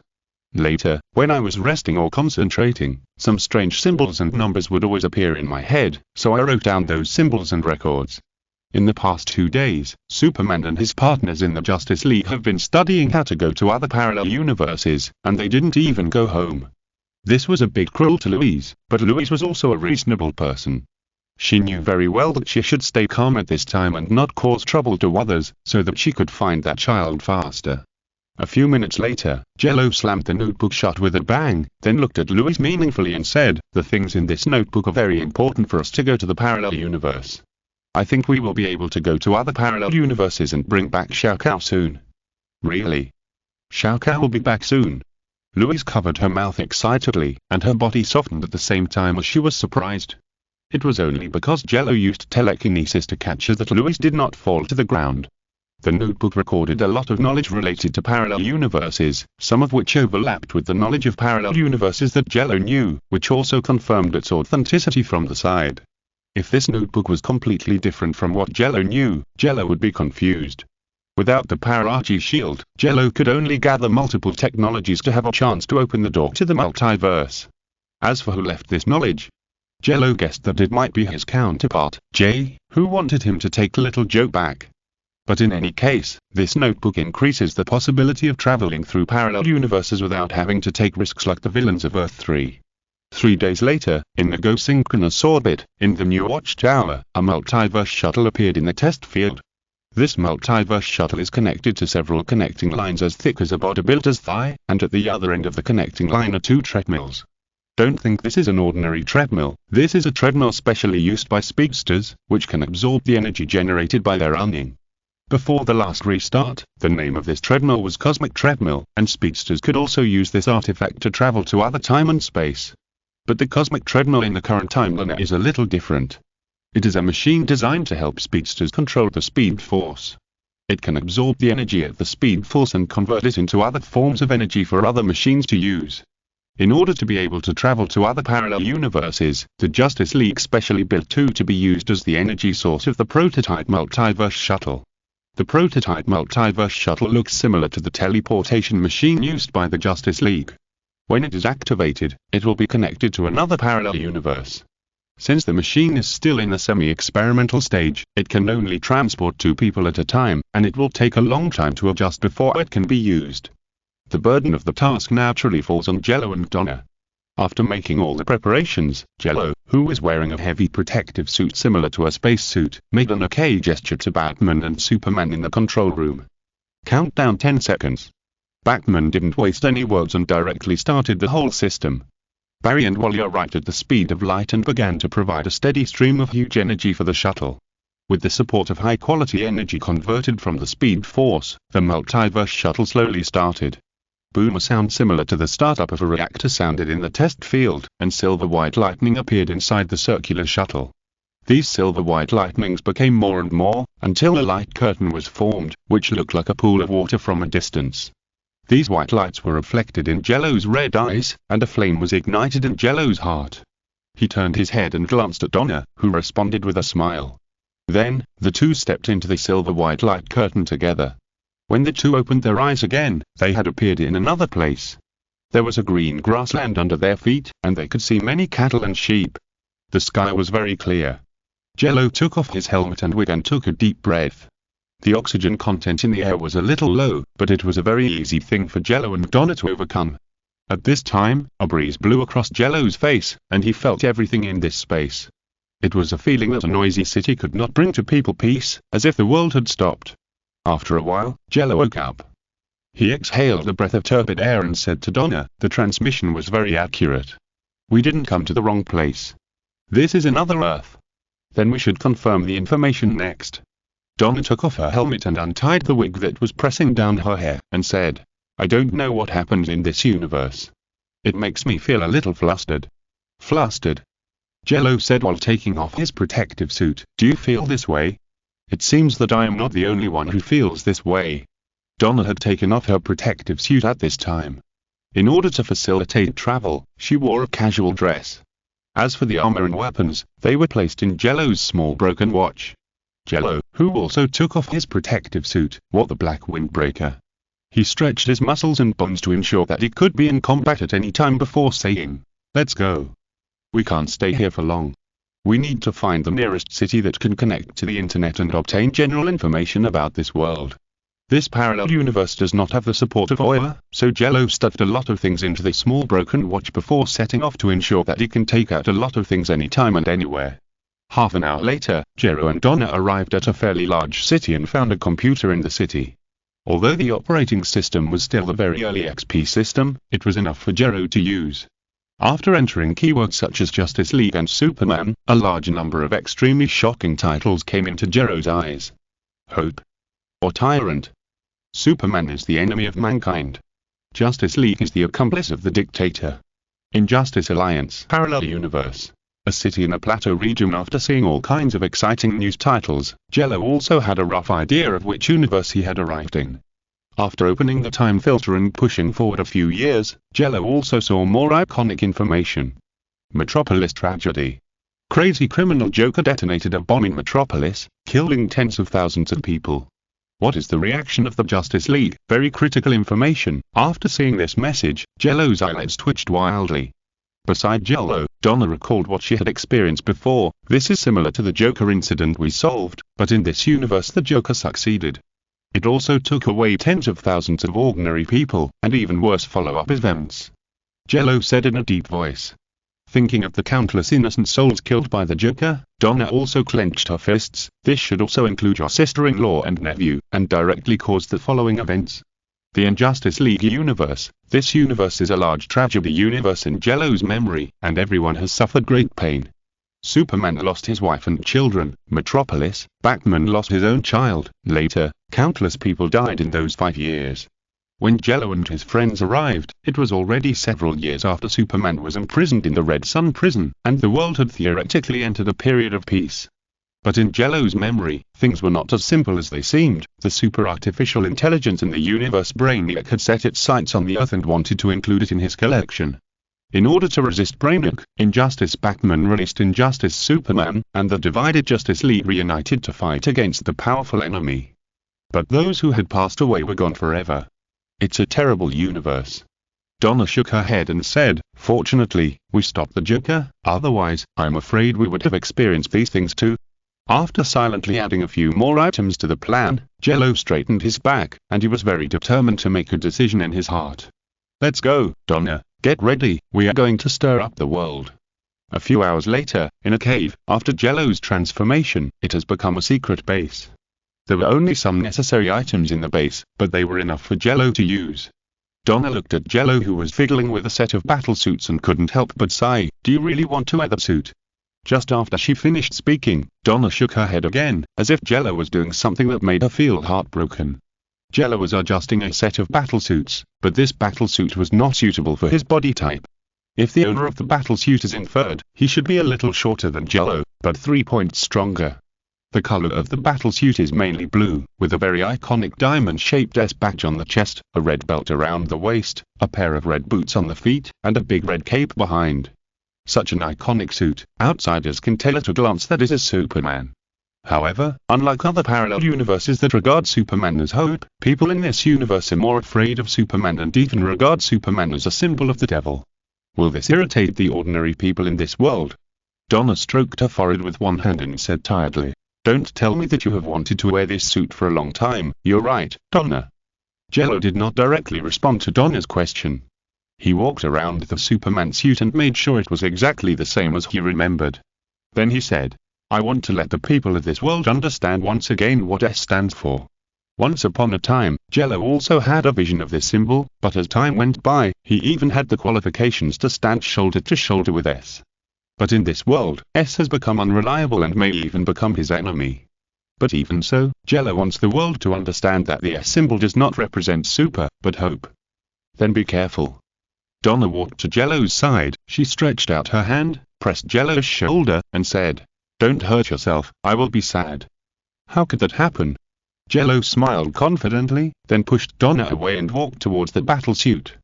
With every step he took, his face changed.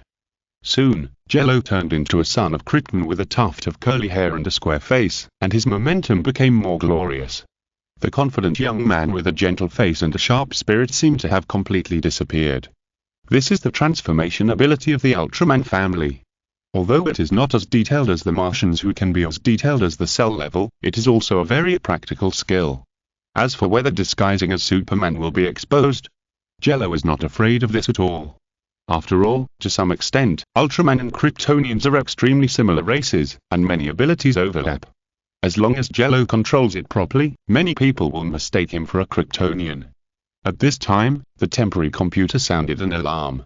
Donna and Jello rushed to the computer to check what could have caused the computer to sound the alarm. The computer, which was connected to a satellite, sent a picture. It was a city in India, with one of the highest population densities in the world, and most people were barely able to make ends meet. They could have lived a peaceful life until today. A robot landed in the center of the city. It had orange skin, a red crew cut, and green stripes on its lower body. Although the satellite image did not show its exact appearance, Jello still recognized what it was. Amorzo. Jello slowly read out a name. After all, Jello's series of Ultra Armor also used Amorzo's technology, so he was not unfamiliar with Amorzo. Amorzo's combat power was determined by the number of superpowers copied. Although it was unknown how many superpowers this Amorzo robot had copied, for countless innocent people, there was no difference between 1 and 10. In addition to Amorzo, there were several other superheroes in the satellite image, but they were too blurry, and Jello could not see their figures and faces clearly. Seeing this, Jello didn't say much. He silently put on the battlesuit and prepared to go to the city.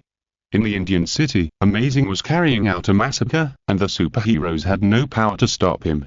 Superboy, who came to stop Amazing, was knocked away, and Batman, who was wearing a wall-level armor, was also pressed to the ground, and the armor was torn by Amazing.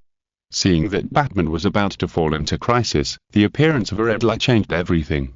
Superman appears again. Injustice Universe. A city in India. The streets were full of flames, screams and explosions mixed together, resounding through the sky. Bricks, metal and human body parts were mixed together. The scene was extremely horrifying. A little girl in a ragged skirt hid under a pile of ruins. She didn't dare to make any sound, for fear of attracting the Rakshasa ghost that brought them despair and death. But the place where the little girl was very dangerous. Even if Yamauchi didn't come to attack her, she would be crushed to death by the bricks above her head. Rumble, there was a faint sound above her head. The little girl, who was still afraid of Yamauchi, didn't notice the sound of the bricks above her head moving. Until a brick fell towards her, the little girl had never seen such a scene, and was immediately frightened and dared not move. Facing the disaster from the Rakshasa ghost, the little girl could only cover her head, hoping not to be too painful. But just when it was about to touch her, a red figure passed by. The red figure easily slapped the brick away and turned it into dust and fragments without lethality. When the dust fell on the little girl, it only made her already dirty skirt a little dirtier. The little girl wanted to see clearly who saved her, but it was a very difficult thing for her ordinary human vision. After saving many humans including the little girl, the red figure rushed straight to the battlefield. On the battlefield, Injustice Batman led a group of superheroes to fight to the death, and even the Teen Titans, who had just left the Phantom Zone, joined the battle. The Teen Titans, this team is very similar to the Titans of Earth Naught, but the personnel composition is somewhat different. The Teen Titans, who were once so glorious, now only have Superboy Jello Kent, Starfire, Wonder Girl Cassie, and Steel Girl left. A few years ago, the Teen Titans were sent to the Phantom Zone and spent a very long and painful time. Kona, one of them, had a damaged heart and might stay in the Phantom Zone for the rest of his life. Until recently, the Teen Titans were rescued by the team led by Injustice Batman, but in the process, General Zod escaped and brutally killed the leader of the Teen Titans, the third-generation Robin Tim Drake, with his heat vision. This made Injustice Batman, who had lost his children one after another, feel so heartbroken that he drove a super armor to fight Zod to death. It was at this time that Amazing Zod first entered Batman's vision. In front of Amazing Zod's power, Injustice Zod had no power to fight back, and his neck was broken after a few moves. However, although Zod was dead, his organs were still usable, so Injustice Batman organized people to take out Zod's heart and replace it with Superboy. This gave Superboy a second life, and Superboy, who got a second life, decided to take on the responsibility of Superman, to bring hope to the world. But even so, Superboy was not Amazing Zod's opponent, and was beaten away by Amazing Zod after barely holding on for a while. At this time, the only hero left was Injustice Batman, who was driving the super armor and struggling to support. But even Injustice Batman, who always has a plan for everything, is in trouble now. After all, he has only dealt with Amazing twice and has not yet come up with an effective plan. Crack boom, the teeth-grinding sound of metal tearing rang in Injustice Batman's ears. Every time Amazing moved, he could tear off large pieces of armor from his body. This armor, which could easily withstand heavy tank bombardment and did not suffer much damage against General Zod, met its end today. Looking at the Amazing robot getting closer and closer to him, Batman was even ready to self-destruct, wanting to use his own sacrifice to stop this terrifying robot. But at this moment, a figure that Injustice Batman felt familiar with flew across the sky. Bang! With a loud bang, Amazing seemed to be hit by something extremely fast, and flew backwards like a cannonball. After smashing through several unmanned buildings, Amazing barely slowed down and turned the camera to find out who attacked him. In addition to a Modger, Batman was also looking for someone who had saved him. When he looked up at the man in the red cape, Batman, who was often thought to have no emotions, could not help but show a look of shock. Click! The Injustice Batman read the name of his friend, and a turbulent wave of shock rose in his heart. The next second, the Injustice Batman clearly realized that it was not Superman. He remembered very clearly that it was he who had locked Superman in the Red Sun cell. That was not Clark. The former Clark would never come back, the Injustice Batman thought dejectedly. But who was the man in the red cape in the sky? This person was obviously not Kona. That kind of confident momentum was something Kona could not learn. Boom! With another loud noise, a Modger rose from the ground again, with several sonic boom rings behind it. The right fist, which was thicker than a tree, used a speed that was more terrifying than when a cannonball was fired. The power of the fist wind alone was enough to overturn large objects around. But even though that fist was less than 30 centimeters away from him, Superman still did not move. It was not until the fist was only 15 centimeters away that Superman moved. With a muffled sound, Yamaucho's fist landed in Superman's palm. Even if Yamaucho had infinite power, it was like a drop in the ocean at this time, and could not cause even a little damage. And Superman's calm eyes seemed to be saying, should I put in a little more effort? Yamaucho is a combat robot that executes orders. There is no thinking module reserved when it was designed. He only knows one thing, that is, to kill the person in front of him, even if he is the invincible Superman. Yamaucho raised his other arm and blasted towards Superman's side face. This time, Superman did not take Yamaucho's fist head-on. Superman's eyes were red, and the next moment, two heat vision lines roared out from his eye sockets. The high-temperature and high-impact heat vision line blasted on Yamaucho, and Superman also released the palm that was holding Yamaucho's right fist, allowing Yamaucho to be knocked down by the high impact of the heat vision line. Boom! Boom! This time, Yamaucho was pushed back more than hundreds of meters and was pinned down by a pile of ruins. His situation was unknown. Superman appeared in less than 30 seconds and firmly pinned down Yamaucho. Before that, the superheroes were almost wiped out. At this time, another team appeared on the battlefield. One of them was wearing a champion armor, holding a shield, a sword and a lasso on her waist, and her black hair fell naturally behind her. She looked at Superman in the sky, her eyes full of disbelief. Carl. Wonder Woman. Injustice Universe, a city in India. In the city that has become a battlefield, Wonder Woman, who escaped from Paradise Island, fell into deep thought when she saw that figure. There was no other reason, just because that was the person she loved the most. It was so in the past and it is still so now. For the sake of her lover, she can do everything, even if it means standing on the opposite side of Paradise Island. She will accept it with pleasure. Even if she is ridiculed and despised by the world, so what? This is the path she has chosen, and she will not regret it. Carl. When she saw that figure again, the thousands of words in Wonder Woman's heart turned into a call. Wonder Woman knew that if it was really the person she loved, he would be able to hear her voice no matter how weak it was. But, Superman in the sky was unmoved, as if he had not heard it at all, and was still looking in the direction of Yamaucho. This is impossible. When this thought came to her mind, Wonder Woman knew that it was not her lover. And if someone pretended to be her lover and cheated outside, it would only bring her malice. There is another person who came to the battlefield with Injustice Woman, that is Black Adam. Before the fall of the Superman regime, Black Adam was a comrade in arms with Superman. As a dictator, Black Adam of the Injustice universe recognized the ruling ideas of Injustice Super, so he immediately formed an alliance with Injustice Super, and the latter also welcomed Black Adam's joining. Since then, the two have become a pair of good friends. Even later, when Superman's regime fell with the cooperation of Injustice Batman and the Justice League from another parallel universe, Black Adam was always thinking about rescuing Injustice Super. It was not until recently that Black Adam rescued Wonder Woman. The two formed an alliance, and decided to rescue Superman, and recently found a Kryptonian. The Kryptonian is a girl with blonde hair and the family emblem of the El family. She calls herself Kara Zor-El, the cousin of Kal-El. With Superman's cousin joining, Black Adam and Injustice Girl felt that rescuing Superman was just around the corner, so they left Kara in Kandak for training, intending to train Kara into a ruthless warrior, looking forward to rescuing Superman one day. Injustice Girl did it for love, Kara for family affection, and Black Adam for ideals. In this way, a not-so-solid alliance was organized. "You'll let him out." Black Adam, who didn't know it was a fake, floated to Batman, who had just escaped from the armor, and asked, "It seems that you also know the severity of the matter, but after this, it will be difficult for you to lock him back." "That's not him."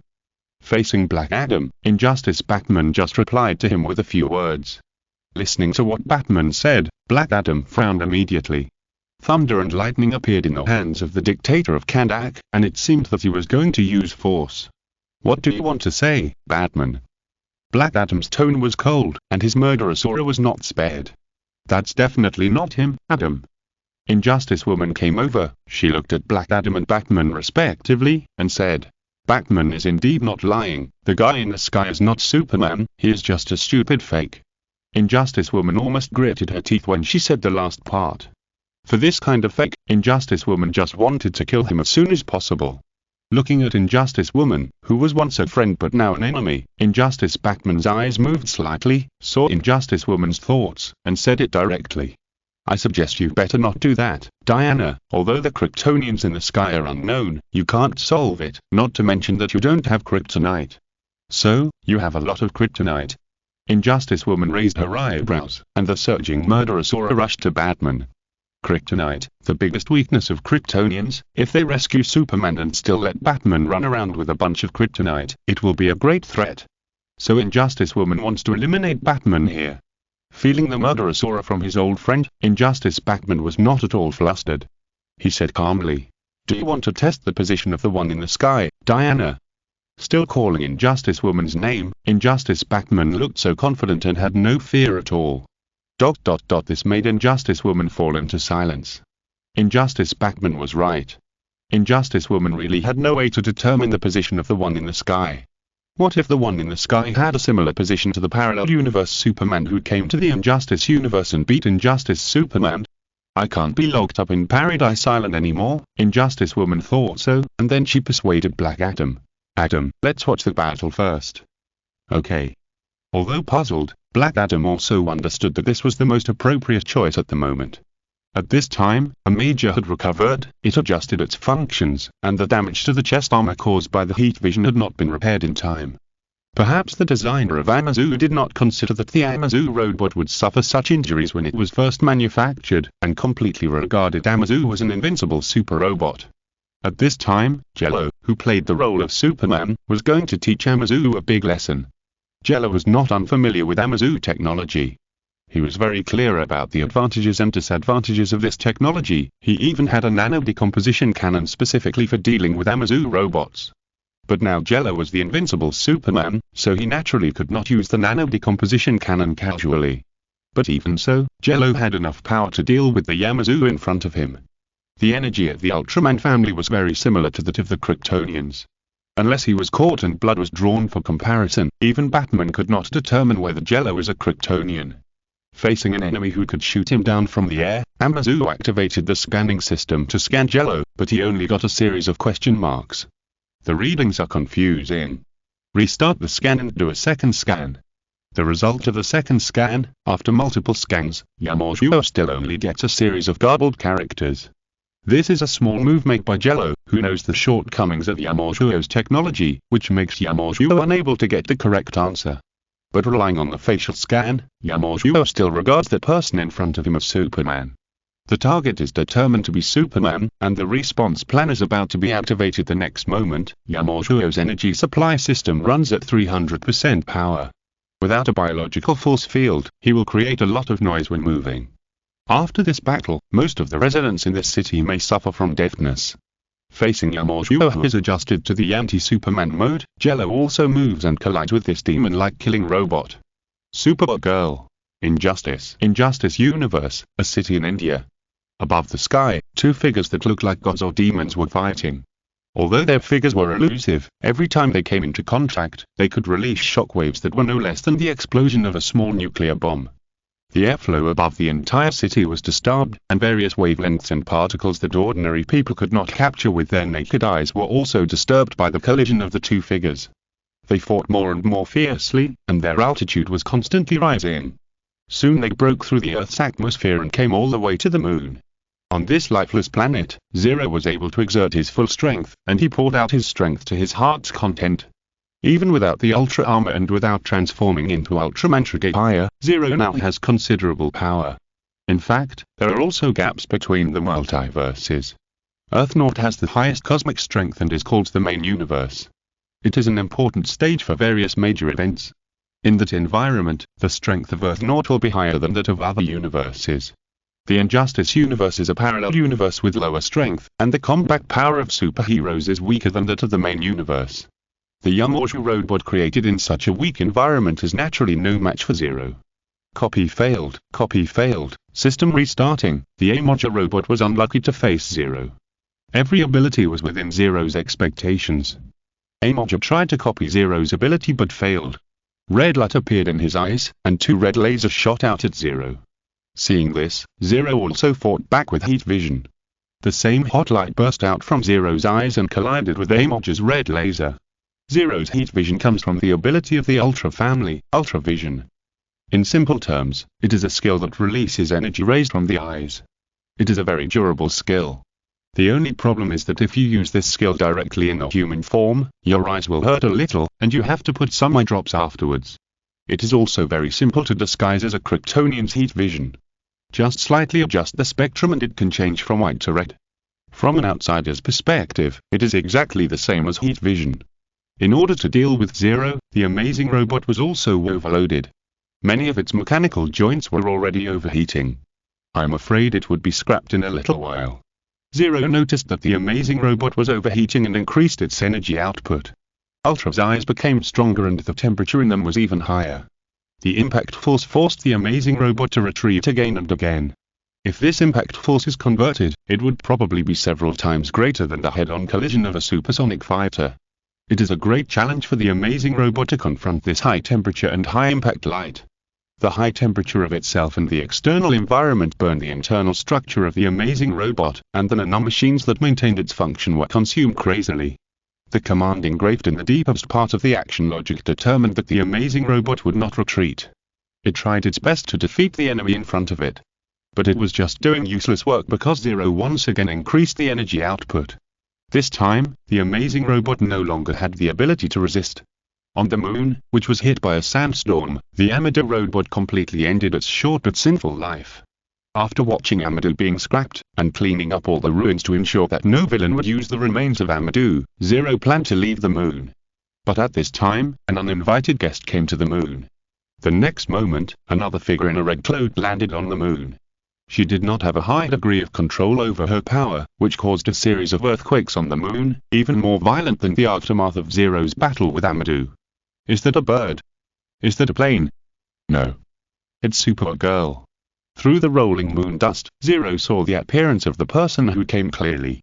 Blonde shoulder-length hair, a young face full of expectations for the future, a red and blue battlesuit, and a diamond-shaped S-shaped badge on the chest, all these elements told Zero the identity of the person who came. Supergirl Kara in a sense, she is also Zero's cousin. Kara's experience in the Injustice universe is similar to that of Kara in the main universe, the only difference is the cause of the destruction of Krypton.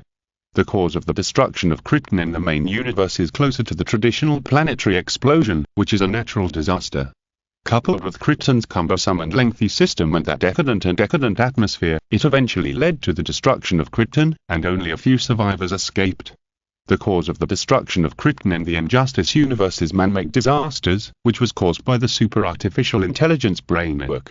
When facing Brainiac's invasion, the Kryptonian army was almost unilaterally ravaged, which made the two scientists of the L family, Jor-El and Zor-El, choose to inherit the spark and sent their children to Earth. What happened next is well known. Superman came to Earth first, while Kara drifted in the universe for decades. When Superman was already in his 30s or 40s, she came to Earth and was forced to become Superman's sister Supergirl. After arriving on Earth, she was discovered by Black Adam, and Kara, who had been receiving training, immediately rushed over when she learned that her brother had appeared. Even though she learned from Black Adam and Injustice that the real Superman was still in prison, Kara still came to the moon with hope, eager to see another compatriot. Are you Carl? Or are you a compatriot from another family? Is it Lua or? Kryptonians have biological force field protection, which allows Kara to speak normally even on the moon, so that Zero can hear it, but the sound will be a little quieter. Hearing Kara's call, Zero, who had his back to her, stopped. He did not look back and communicated with Kara in a similar way. Question everything you see and hear, Kara Zor-El, and think after questioning.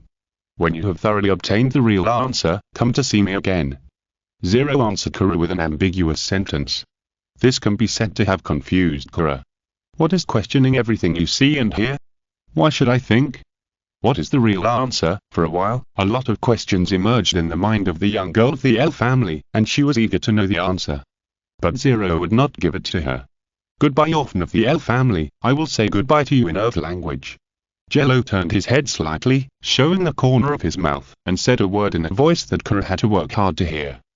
After the word came out, it was as if some special mechanism was triggered. In an instant, a large number of golden light particles enveloped Jello and sent Jello to another space. Only Kara stayed where she was. Brainiac Injustice Universe Moon. After Zero disappeared, Kara was the only one left on the moon. She looked at the direction where Zero disappeared, and her mind was full of thoughts. What on earth is he talking about? The Kryptonian girl murmured in confusion. At this time, a voice sounded from the headset-type communicator that Injustice Woman and Black Adam had always asked Kara to air. Kara, didn't we agree? You won't leave Kandak before the action. Injustice Woman's slightly scolding voice sounded in Kara's ears. This made Kara feel a little guilty and uncomfortable. In the information cocoon created by Injustice Woman and Black Adam, Injustice Batman, who sent Injustice Super to prison, was as hateful as the devil. And her reckless action just now would definitely attract the minions of the Devil Batman all over the world. Those minions would report their plans, which would eventually lead to the failure of the plan to rescue Injustice Super. They would also be judged by the Devil Batman, using his biased, stubborn, and corrupt laws to bring him the most vicious curse.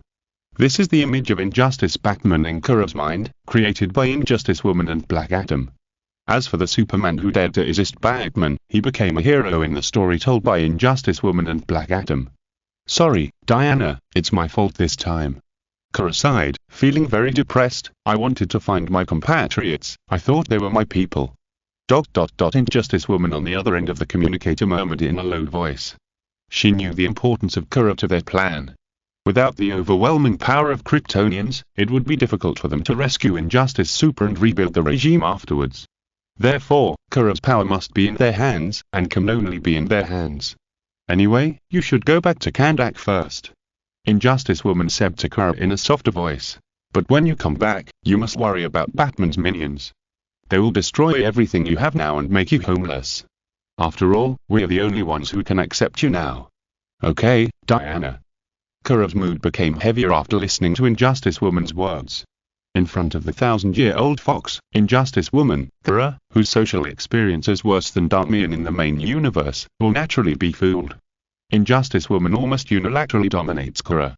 Then, Kara took another look at the place where Zero disappeared, and then flew away.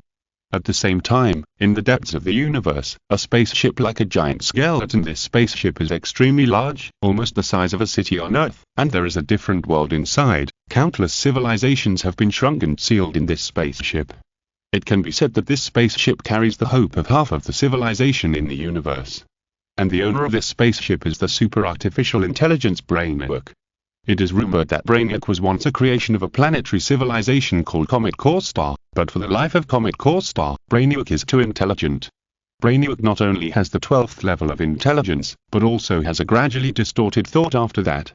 The specific appearance of this thought is difficult to know, but it is known that after Brainiac walked out of Comet Core Star, countless planets in the universe suffered. In the eyes of outsiders, Brainiac is an absolute destroyer, because he will spare no effort to destroy every planet he passes by. But only a few people know that Brainiac will extract one or several representative cities of the civilization's collections in the process of destroying the planet. Just now, Brainiac, who was on his way to the next conquest target Earth, received a message. Before conquering each planet, Brainiac will send some spies. These spies will contact the local life on the planet for Brainiac and recruit them as his own personnel. In this process, Brainiac will give some support to help him better conquer each planet. And just now, Brainiac received a message. In the main control room of the spacecraft, Brainiac, who had several connecting pipes inserted behind him to control the entire spacecraft, paused for a moment. Someone removed my chess piece. It looks like a Kryptonian. No, he is not a Kryptonian even though he has covered it up very well. A race I have never seen before. It is really interesting and very collectible. Since it has collectible value, it cannot be allowed to die with those Earth creatures that have little value. The life that has never been seen before must be in my hands. The life that is not in my hands will only be wasted meaninglessly. Only the life in my hands can bring true peace to the universe. The meaning of life lies in freedom. No, that is just a waste. Only the eternal and still time is the destination of life.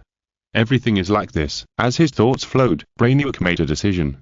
Go and bring that unique life disguised as a Kryptonian to me as the order was issued. A robot staying in Brainiac's spaceship also received the order. It was a heavy robot like cast copper, with 2 heavy cannons on its shoulders and orange monitors arranged in a triangular shape on its head, glowing with a terrifying cold light. After receiving the order, this terrifying robot, which can be called an iron god, set off. It wanted to reach the Earth before its master and bring what the master wanted. With the injection of energy, the robot's state was also adjusted to the best.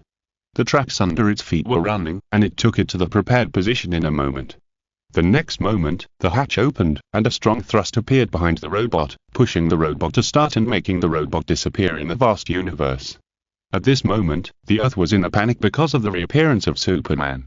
Even if the appearance of Superman this time was for salvation, the people who were once shrouded in the shadow of Superman expressed their fear on the internet and hoped that the government of the Lighthouse country would assume the corresponding obligations to control Superman. However, some supporters of the unjust super said that this was right, because Batman and his team did not stop the power of the immortal robot at all. If Superman had not appeared, would you still be typing here? The two forces started a war of words on the internet, and the keyboards of both sides were crackling. Gotham City, Wayne Building, standing in the top floor office, Bruce Wayne, with white hair on his temples, looked out the window, still troubled by what happened not long ago. Who is pretending to be Clark? What do you want to do? Who can you scare with that vest? In Justice Universe Gotham on the top floor of Wayne Building, Bruce Wayne was standing in his office overlooking Gotham at sunset. Whenever he thought of the Superman who appeared in India a few hours ago, Bruce would feel troubled. Who is pretending to be Superman? This question has been bothering Bruce. The prison that trapped Superman was designed and manufactured by himself, and even used the same power supply as the Batcave. Unless the lighthouse exploded, Superman would have no chance of escape. But the biggest problem now is the post-disaster reconstruction. There are many places attacked by the immortal robots. In addition to a city in India, Arizona in the lighthouse can be said to have been massacred. Until now, relevant personnel in the lighthouse are still counting the casualties in Arizona, and this number has exceeded 5 digits. The loss of personnel and economy is immeasurable. For a long time in the future, Arizona will be in a sad state with 9 out of 10 houses empty. In order to solve the post-disaster reconstruction problem, Bruce Wayne was busy until late at night before he got on his driverless sports car and returned home. Passing through Gotham City, which spans the history of the Lighthouse country, Bruce Wayne returned to his mansion, the most luxurious mansion in Gotham City. The name of Wayne Half City is absolutely true. The area of Wayne's mansion is even larger than some large factories. After getting off the car and approaching the empty mansion, Bruce immediately felt something was wrong. Bruce, who noticed something was wrong, immediately leaned over and rolled over, and there were bursts of gunfire with him. Bang bang bang bang. The man was holding a large caliber pistol, and wherever the bullet hit, there would be a bullet hole that could fit a lachi. In an instant, sawdust flew everywhere, and flood filled the sky. The Wayne family's accumulation over the past few hundred years instantly turned to ashes, although this was not the first time, and after this, a certain playboy would buy more decorations to fill the gap. With the intuition trained by years of fighting, Bruce dodged every bullet and hid in the bunker. Bruce Wayne, a rich young man, may not turn his mansion into a war fortress, but the Dark Knight Batman will. The windows of Wayne Manor were wrapped in metal shields that could withstand RPG rocket launcher bombardment. The killer hidden in the dark had a good defense line in his heart. When he was about to fall into a disadvantage, he still aimed at Bruce's position. But this killer was destined to return in disappointment, because her enemy was Batman. The floor tiles under Bruce's feet cracked, revealing a dark hole, and then he disappeared into the darkness. The killer seemed to hear Bruce's heartbeat disappear. She stood high in the house, slowly put away her pistol, and looked around vigilantly. She lowered her footsteps, her heartbeat and breathing became equally weak, and she almost disappeared into the darkness like Batman. The next moment, a black shadow swept down from a height. He was faster and stronger than the killer. The killer, who barely reacted, turned the large caliber pistol in his hand into a short hammer and wanted to fight Batman in close combat. But after a few moves, she was knocked to the ground by Batman. Visibility in the darkness was very low. The killer, who was pinned to the ground by Batman, struggled hard, but Batman was like a mountain, without any sign of shaking. "Why did you invade here, Pa?" The killer suddenly spit, as if he was extremely disdainful of Batman. "Kill me, Batman, or Bruce Wayne." Hearing this, Batman immediately felt that the person who came was unusual. Even during the period of Superman's regime, Superman, who suppressed violence with violence, did not announce Batman's true identity. The world only knew that there was a psychopath named Batman who wanted to destroy peace. At this point, there were only a few people who knew Batman's true identity. In addition to his relatives, there was only the unforgettable enemy. Is this killer in front of him an enemy? Batman thought he had a good memory, but he could not recognize the killer in front of him. "Oh no, Master Bruce, please help me. She is Miss Euthanasia. She is the second child of you and Miss Talia." At this time, an old man in a tuxedo with blood on his clothes suddenly rushed in. He called out to Batman, hoping that Batman would not do something that he would regret for the rest of his life. "I am Talia's daughter." Batman hesitated for a moment. During this slight pause, Euthanasia seized the opportunity, broke free from Batman's restraints, and fled to a safe area. Looking at her lifesaver, Euthanasia was full of confusion. She pointed a gun at the old man with murderous intent in her eyes. "Alfred Pennyworth? How were you still alive? I clearly shot you through the heart and throat with a bullet. Even a scalpel couldn't save you. Miss Euthanasia, please stop. Don't let the Master suffer anymore." Alfred Pennyworth, who had experienced many ups and downs in his life and even the God of Death was teased by him many times, begged Euthanasia. "Bruce Wayne has suffered too much pain in the past few years. His adopted sons Dick Grayson, Jason Todd, and Tim Drake left Bruce one after another, and even his biological son Damian left him. All these scenes were remembered by Alfred. And now, Alfred is no longer willing to watch Bruce suffer. Don't let him suffer. Old man, I came here to make him suffer." Euthanasia frowned and continued. "If it weren't for him, how could it have developed to this point? Have you said enough?" Suddenly, a voice interrupted Euthanasia's speech, and then a black-haired figure entered Euthanasia's eyes. In that moment, Euthanasia saw an extremely tall figure, and she screamed subconsciously. "Superman! How could you appear here?" Euthanasia spoke and fired at the same time. The large-caliber pistol in her hand kept spewing out fire snakes, trying to devour the person in front of her. A roar suddenly sounded in the house. A round of ammunition was emptied, and the figure was still standing there. Euthanasia wanted to run, but the figure was much faster than her. "Where do you want to go, beautiful lady?" The figure with a diamond-shaped S badge on his chest smiled slightly and issued an invitation to Euthanasia. The next moment, he attacked with lightning speed and knocked Euthanasia unconscious with a single blow. After watching the other party kill Euthanasia in a second, Batman lowered his voice, looked at the extremely familiar figure, and said the most indifferent words. "Put away your poor disguise, visitor from another world." If you're listening to this novel on a channel other than Fanfic World, it means they downloaded and uploaded it without effort. We cordially invite you to visit our channel, Mundo Fanfic Novel, as there you'll find the original version of this story and you can explore many other novels of various genres. We're waiting for you to immerse yourself in a world of incredible novels. Chapter Departure. The Fortress of Solitude. Injustice Universe, Gotham in Wayne Manor. Jello was not embarrassed when Batman saw through his identity. He casually spread his hands and said, "You have a good eye, old bat. You can see through my disguise at a glance. I thought I could hold on for a while longer. His clothing taste is not that good." Injustice Batman said indifferently. Hearing this, Jello shrugged his shoulders and said, "That's right. The Superman here should not have as good clothing taste as ours. Jello's Superman suit is a copy of the one his brother usually likes to wear. It has both the tights to depict the muscle details and the sharp momentum of the metal suit. It is also outstanding among all the Superman suits. And I even remember the size of his clothes. Yours is too big." Injustice Batman said shockingly. But it is normal for Injustice Batman to say this. After all, in this world, except for the Kent couple who have already retired, he knows Superman best. At this time, Jello had returned to his original appearance. A flash of light flashed across his body, and the Superman suit disappeared, turning back into the suit and shirt combination that Jello usually wore. He stretched lazily and said meaningfully, "It seems that you still care about him, Bruce Wayne." Even in the darkness, Batman and Alfred could see the face clearly. This night was a bit exciting for Alfred. He covered his heart and sobbed slightly. "Master J? You are also resurrected."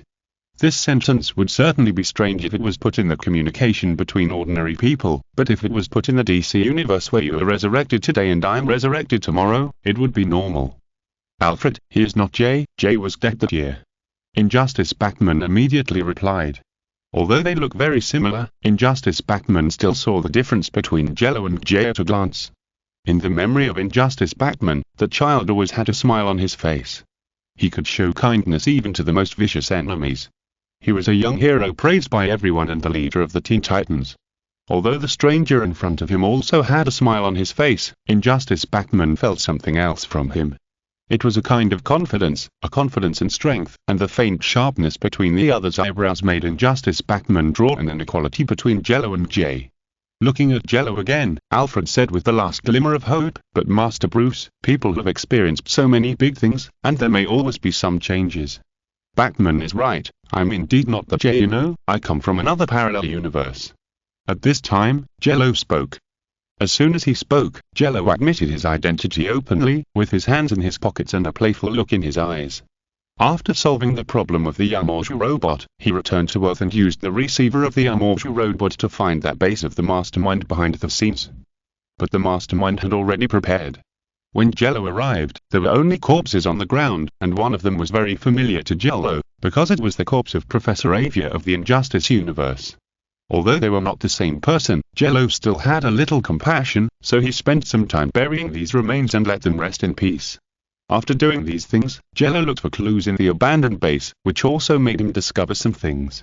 For example, the matter of euthanasia, so, Jello came to Gotham City in the Injustice universe and waited outside Wayne Manor, waiting for euthanasia to appear. Euthanasia, who was full of anger in her heart, attacked Catwoman and Alfred as soon as she entered Wayne Manor.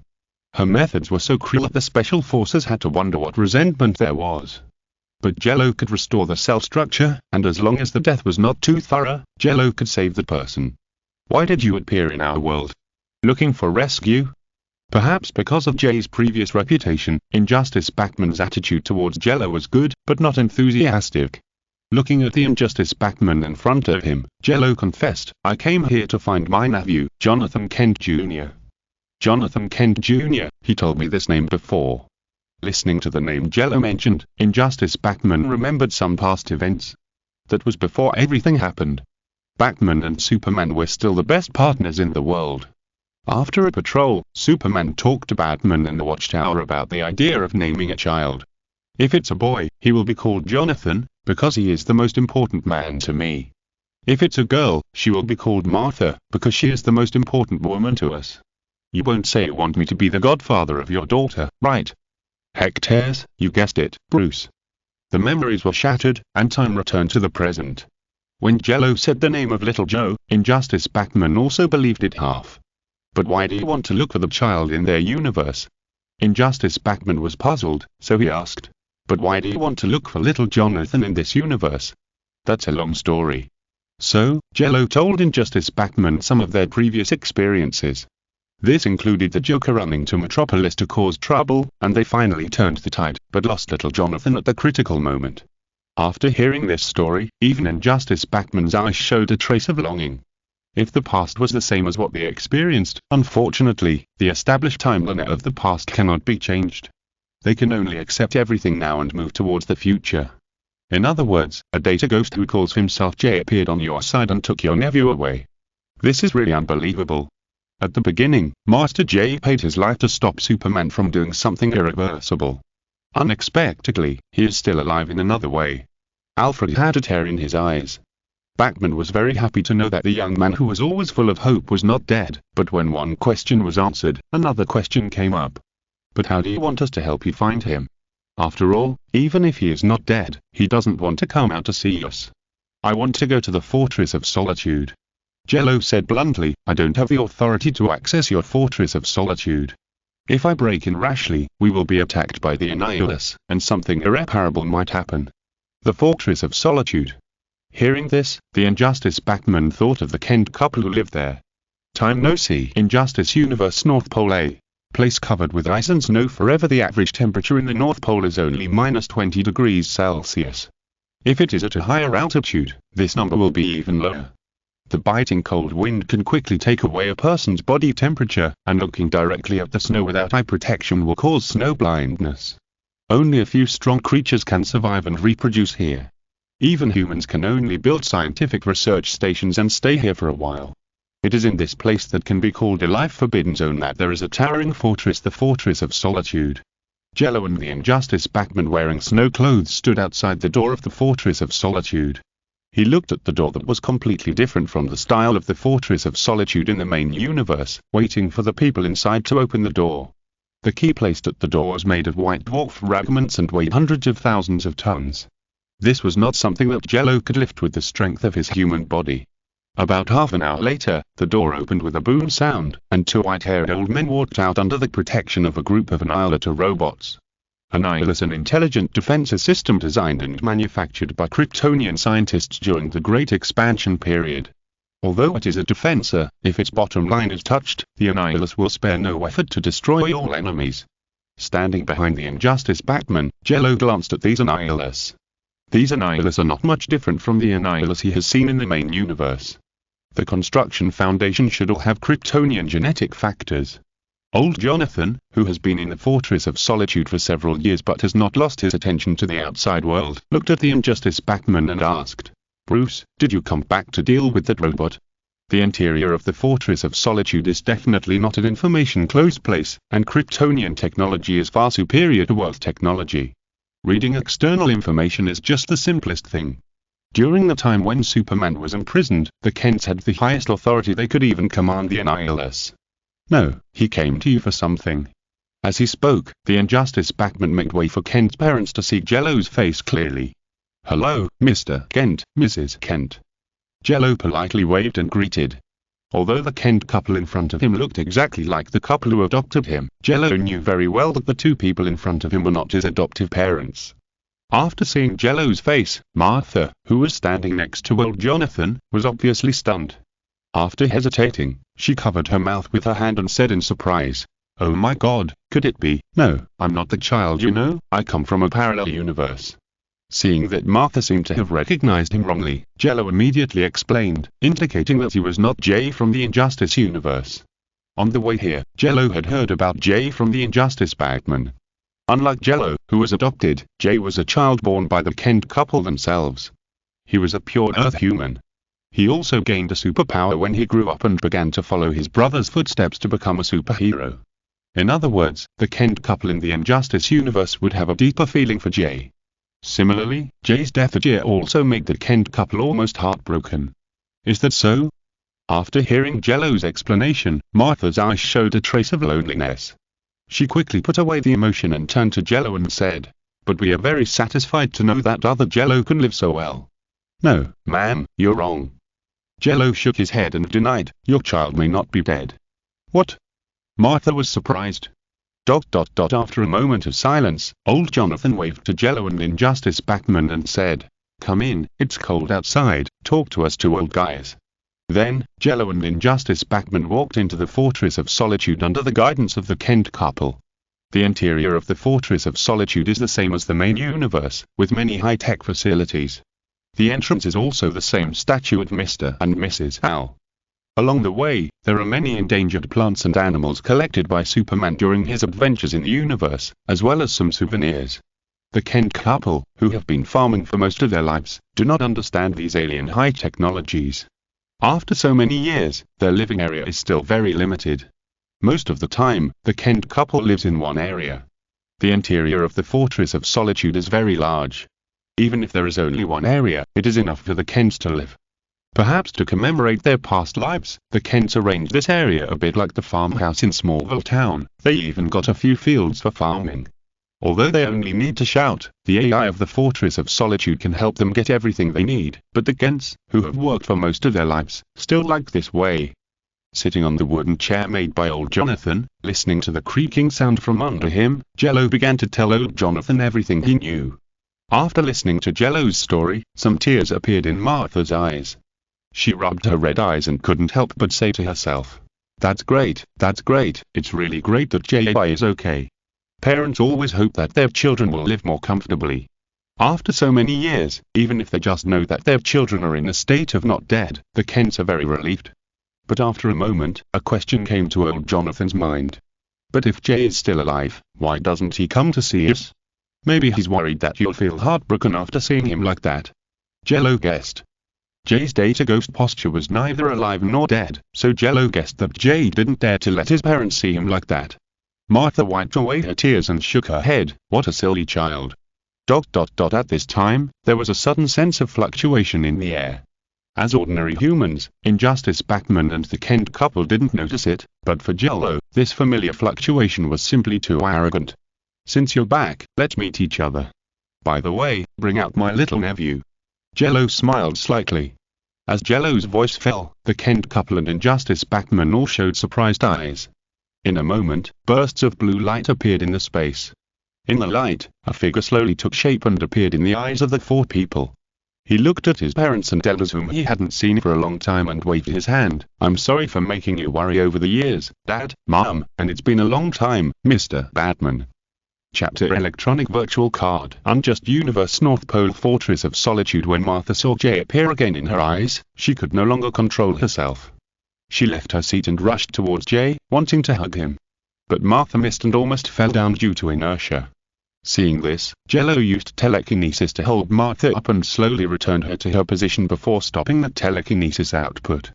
At this time, Martha also slowed down. She also realized that her child had changed.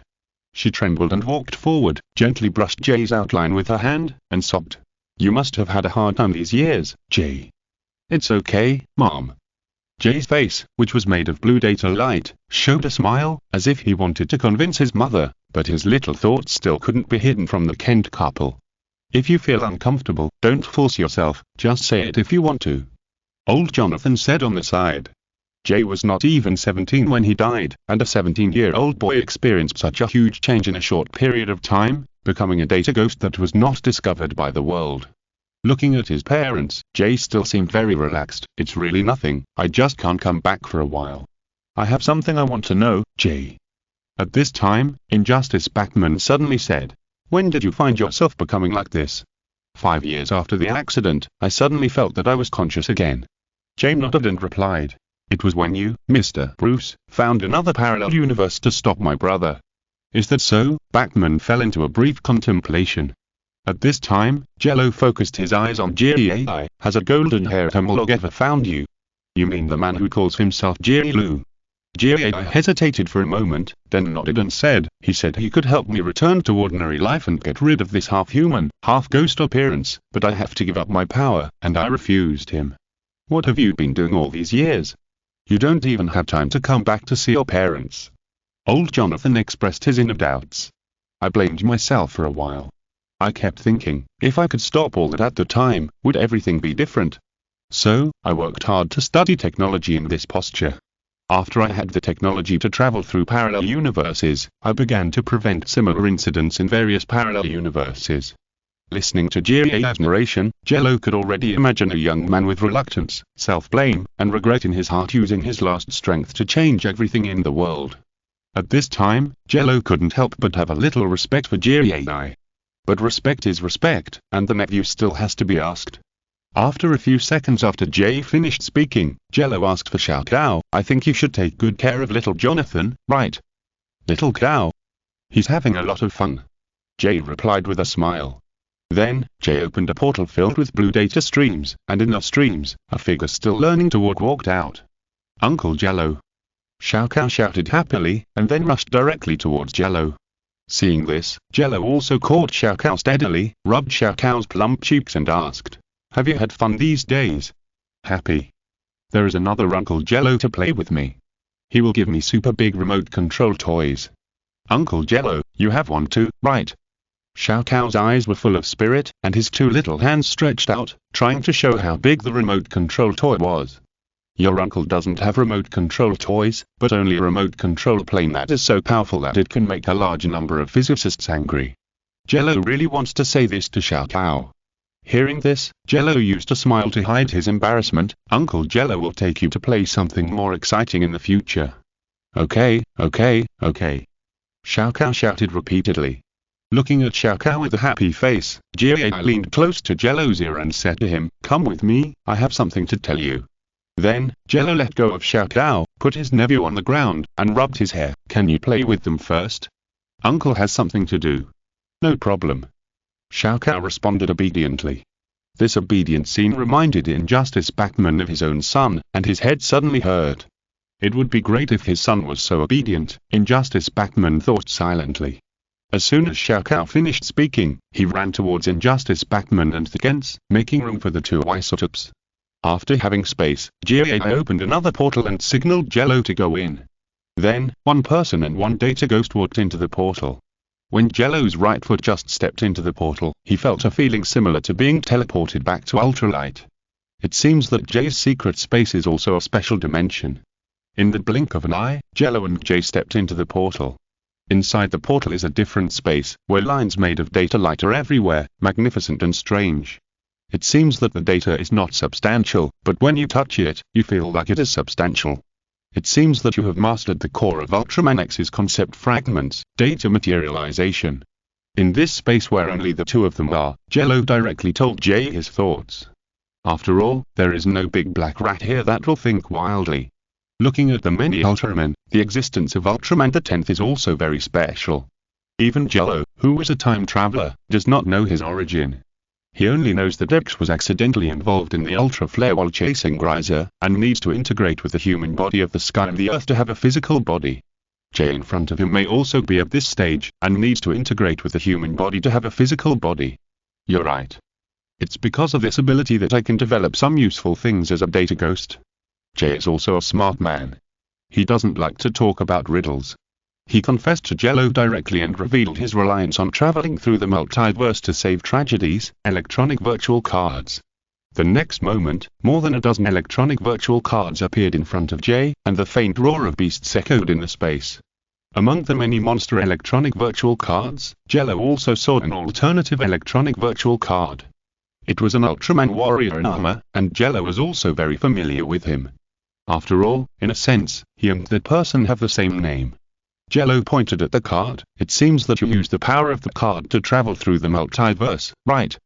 Help me protect the Earth in the virtual space of the unjust universe." Jay looked in the direction indicated by 0, and then pulled out the card 0.2.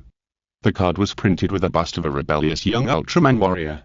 He looked ahead with a sharp gaze, gently wiping his arm sword, and the armor inlaid with blue gems seemed to have a unique magic. At the bottom of the card, the name of this warrior was printed Ultimate Zero, Ultimate Zero. That was Ultraman Zero wearing the legendary armor shield of Paraji. It was one of the Ultraman electronic virtual cards owned by Ultraman the 10th, and it was a card that perfectly reproduced the power of Ultimate Zero. Jay, who had the concept fragment of Ultraman the 10th, could naturally reproduce this card, but for Jay, who was in the form of a data ghost, the biggest function of this card was to travel through the multiverse. You're right. I rely on this card to travel through the multiverse. Jay spread his hands and said, "The universe travel data given to you is also extended from this card." I see. Jello nodded. The power of Ultraman the 10th is indeed very useful, especially the technology related to virtual cards. This technology involving data materialization is also a cross-era technology for Jello.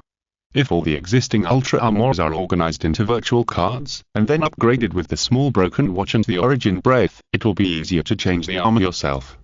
Moreover, the virtual card can also summon virtual monsters, which can be used as a supplementary combat power when you can't enlarge yourself.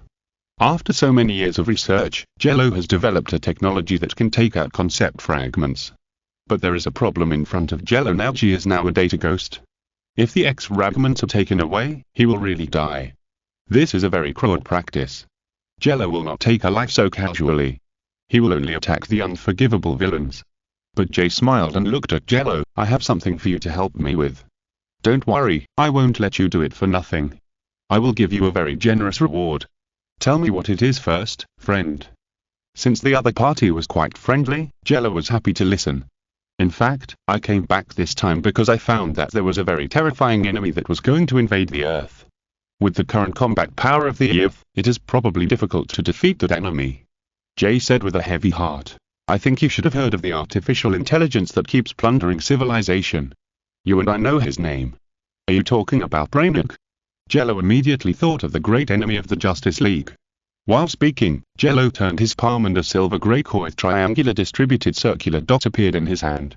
This was the little gift that Jello found in the wreckage of the A-Module robot. When Jello found this thing, it was still sending signals to somewhere in the universe. It was a small controller that had the functions of control, data virus, signal transmission, etc. The small controller held in Jello's palm was covered by a protective film, which prevented the signal from being sent. He has already extended his claws to your Earth. Jello said solemnly. Brainiac is definitely not an enemy that can be easily dealt with, even if the power of the Injustice universe is lower than that of the main universe. What's more, the current form of the multiverse may have undergone major changes. The existence of conceptual fragments will make things more varied. Is that so? Looking at the controller in Jello's palm, Jay's face became more worried, and his decision became more solid. In that case, I'll say it directly. I want you to help me defeat Brainiac. After the matter is accomplished, I will use my power in exchange. Jay said firmly. In order to save his planet, Jay was even ready to sacrifice his life. Jello asked, you should know very well that if you give me the power, you'll die immediately, right? Yes, I understand very well. Jay's face made of data made a gritting of teeth, but without your help, I have no chance of defeating Brainiac. Seeing that Jay was so determined, Jello decided to help him and change the subject. Then how do you want me to help you? I want you to integrate with me. There was a bit of joy in Jay's tone. You are the strongest among the isotopes. If I integrate with you, I can maximize my power. Only in this way can I have a chance to defeat Brainiac. Jay was not wrong in what he said. Now Jello is indeed the strongest among all the isotopes. Brainiac is an artificial intelligence. As long as he has even one backup, he can make a comeback. At this time, Jello suddenly walked around Jay. He looked at Jay and slowly expressed his thoughts. Put the data light on. You can cut off Brainiac's backup and turn him from the internet to a local area network. That's what you want to tell me, right? Yes. Jay nodded. It seems that you also understand my power. Jello did not answer Jello's question directly, but said something that made Jello puzzled. But I refuse. Why? Jello shouted in confusion. After being rejected by Jello, his expression became more anxious and worried, as well as a strong sense of misunderstanding. Looking at Jello, who was very puzzled, Jello smiled mysteriously. The world must be protected by yourself. Don't rely on the power of others. You said it nicely. Jello shook his head, but there was no other meaning in his words. He just laughed at himself silently, and laughed at the young hero who could do nothing in the past. But what can I do in my current state?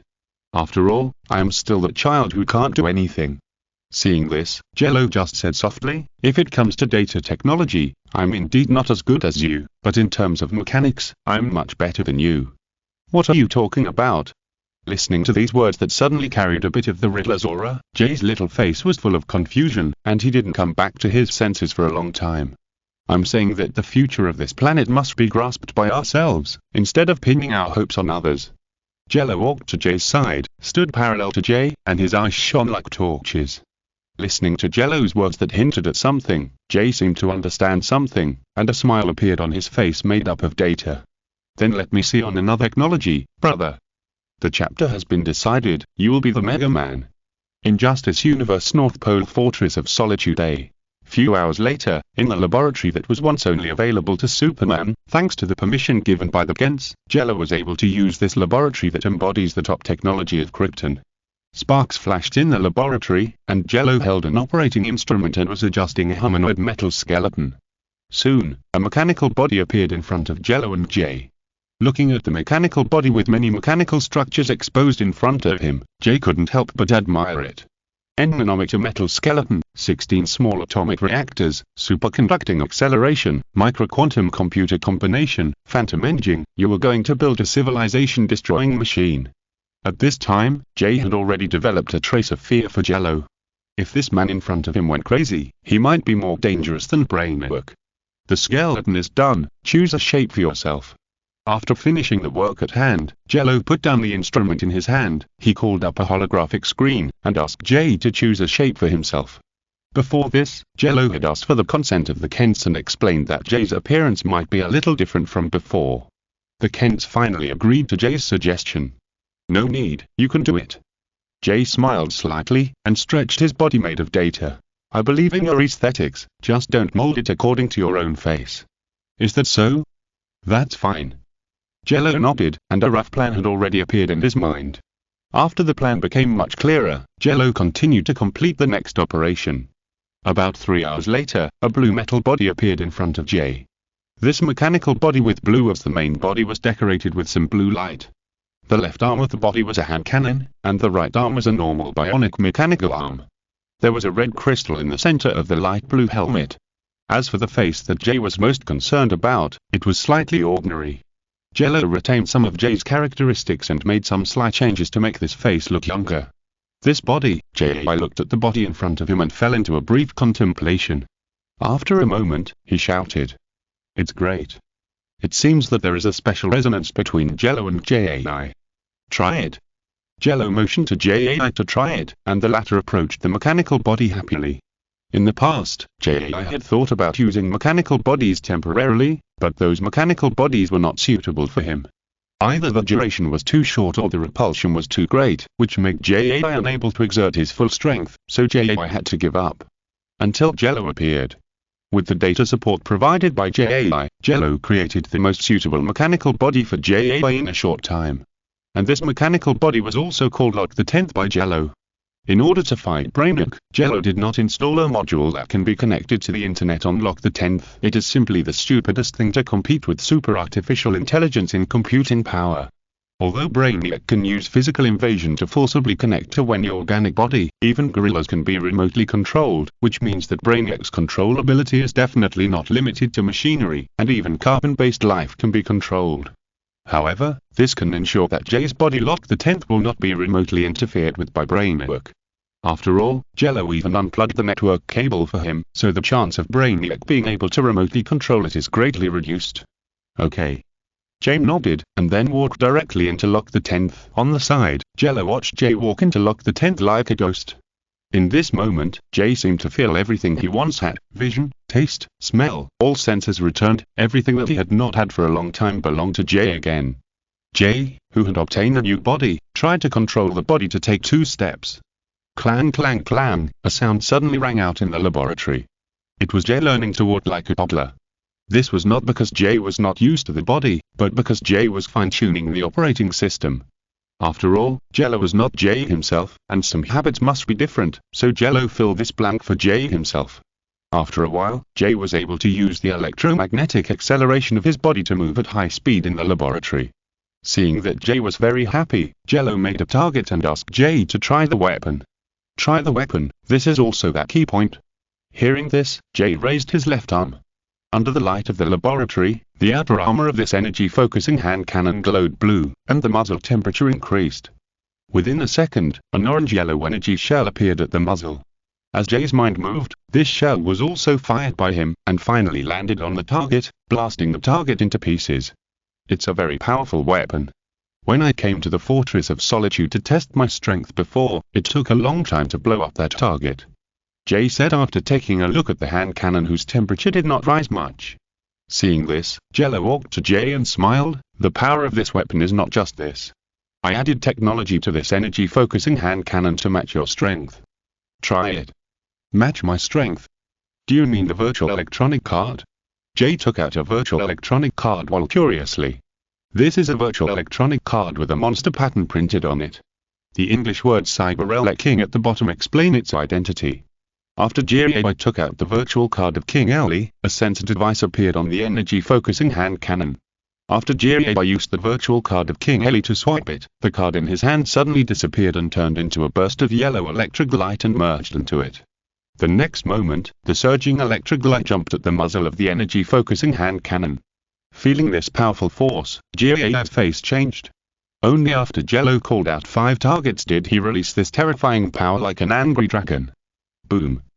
There was a loud noise in the laboratory, and the internal emergency measures were activated, sealing the entire laboratory. Jay's eyes widened and said in disbelief, so powerful. This is exactly Jello's masterpiece, the virtual card linkage module. Weapons equipped with this module can be linked with virtual cards to exert extremely strong power. Jello has the data provided by Jay with all his efforts in his hands.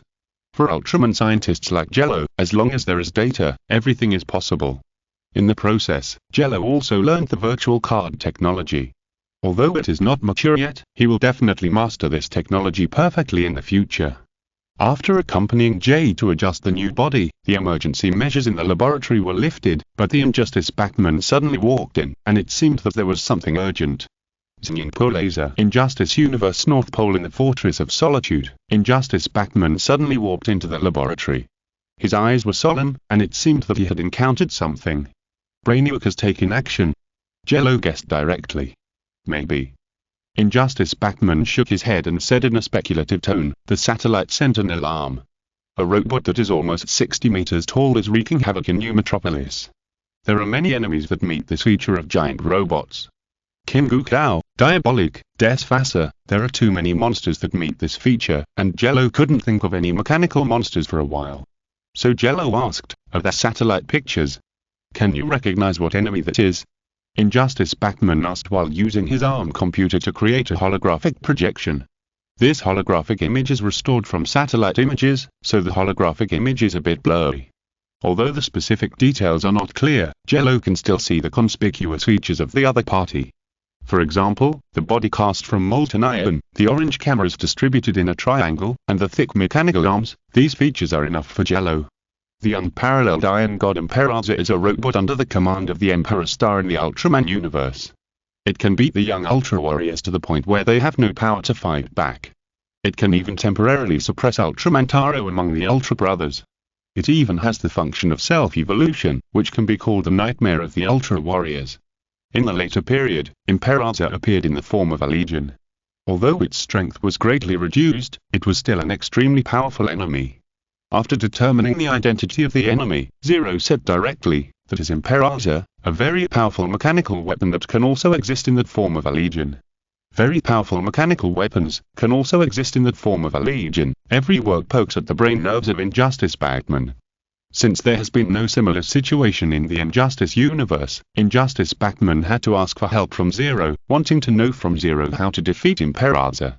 Then may I ask, Injustice Batman just opened his mouth and was cruelly interrupted by Zero. No need to say, I'll help you deal with this Imperator. Jello raised his palm and said to Injustice Batman. Then, he looked at Jay and said, you should get used to this body first, and I will deal with this robot. With Imperator's terrifying destruction speed, it would take less than half an hour for the reconstruction of New Metropolis in the past few years to turn into ashes. So, after telling Injustice Batman and Jay some key information, Jello rushed to New Metropolis at the fastest speed. There is no ultralight and alloy in the Injustice universe. Jello can only put on the max armor. The lightning representing the speed force jumps on the surface of the armor, allowing Jello to rush to New Metropolis at an unimaginable speed. A few years ago, the Joker created the terrorist incident, and Injustice Kao's wife and children died in that incident. And the crazy Joker did not stop there. He even placed a dirty bomb in Metropolis, causing half of the city of Metropolis to disappear on the map and tens of thousands of innocent citizens to die. That day, the whole world was surprised by the horrific incident. After a period of time after the Joker's attack, people slowly came out of their sorrow and rebuilt Metropolis with the help of Superman's regime, and renamed it New Metropolis. Some people even spontaneously built a monument in the center of New Metropolis, engraved with the names of all the victims. The monument went straight to the sky, with tens of thousands of names engraved on it, warning the world at all times. But even if the houses and buildings can be rebuilt with the help of resources, what about the hearts that have been hurt? And today, another enemy has arrived. He wants to tear open the scars that have not yet completely healed, and show the bloody wounds to the world. The feet of the unparalleled Iron God Imperator stepped on the ground of New Metropolis. Even without any weapons, Imperator's terrifying body can cause immeasurable horrific losses to New Metropolis. Boom, boom, boom. Every time Imperator took a step, the fleeing citizens of New Metropolis could feel the ground trembling. When Imperator felt that it was about time, the heavy cannons on his shoulders aimed at a nearby tall building. Imperator slightly accumulated energy, and 2 fireballs landed on the building. Boom.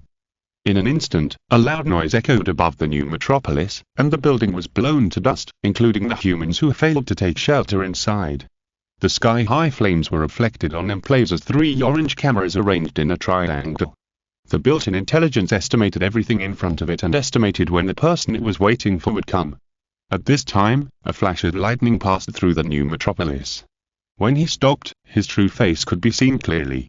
He was wearing a red metal armor, with a blue energy core flashing on his chest, and the V-shaped orange eyepiece glowed coldly. This person was Jello, who was speeding over in the Max armor. He looked at the building turned into dust, and anger rose in his heart. Are you forcing me to show up? Good, good, good, very good, you succeeded. After saying 3 good words in a row, Jello's anger reached a critical point. At this time, Jello looked in the direction of Imperator. The original breath appeared on his arm, and the light burst out on the orb. This was the original breath responding to Jello's mood. The next moment, Jello raised his right arm, and the wings of the original breath spread out. The giant hand made of red lights helped Jello, and then the wrist, forearm, upper arm, shoulder, and finally the whole body of the light giant appeared in the New Metropolis. The red light filled the entire city, and this dazzling light brought hope to the citizens. Even if they were just exposed to it, the citizens felt that their bodies and minds were healed. Hope suddenly appeared in their hearts that were originally full of despair, panic, and fear, and the injuries they suffered during the escape were healed. In this universe where the light giant had never appeared before, people saw that heroic figure for the first time.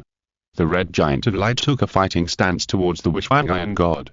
His body, which was 3 times more muscular than an ancient Greek stone sculpture, was so reassuring. His hands covered with gloves seemed to be able to smash everything. Even the wishing Iron God who brought them endless nightmares would be torn apart by his fists. The citizens of the New Metropolis believed so firmly, just as they once trusted Superman. Looking at Imperator, who he considered a strong enemy, Ultraman Trigger, Earth Power God, slowly took a fighting stance and challenged the enemy. Chapter Brilliant Sword. Injustice Universe. New Metropolis. On the land of New Metropolis, Trigger slowly unfolded his body, while Imperator analyzed the enemy in front of him. Unknown enemy, database search in progress, completely unknown, rarity 100%, capture procedure. Now after confirming that there was no second case of the giant of light in front of him in the database, Imperator prepared to capture Trigger according to the preset procedure. Imperator raised his right arm, and the arm that seemed to be cast by molten iron began to deform and gradually turned into a sharp drill. This is an arm engraved in the deepest part of Imperator's behavior logic. Before capturing the target, it is necessary to ensure that the target will not escape, and Imperator's way of ensuring that the target will not escape is to fight. The sharp drill bit rotated at a high speed. When the speed reached a certain level, the drill bit turned into a missile and attacked Trigger at supersonic speed. Because he knew that Imperator's weapon had tracking capabilities, Trigger did not think of dodging, but punched, using his fist to fight the sharp drill missile head-on. Boom. The violent explosion echoed above the New Metropolis, and the fierce aftermath destroyed a large area of the surrounding area with a devastating force. The thick smoke obscured the vision of ordinary people, but it could not affect Trigger and Imperator. For Trigger, the power of the sharp drill missile was only average, and it could not cause substantial damage. Therefore, Trigger quickly adjusted his body shape, retracted his right fist to his side, and switched to his left fist to attack. Trigger stepped on the ground, and the ground trembled slightly, and then he appeared in front of Imperator at an extremely fast speed. The unparalleled Iron God Imperator has a very cheating ability, self-repair. As long as Imperator's regeneration core is not destroyed, Imperator can be resurrected and regenerated almost unlimited times.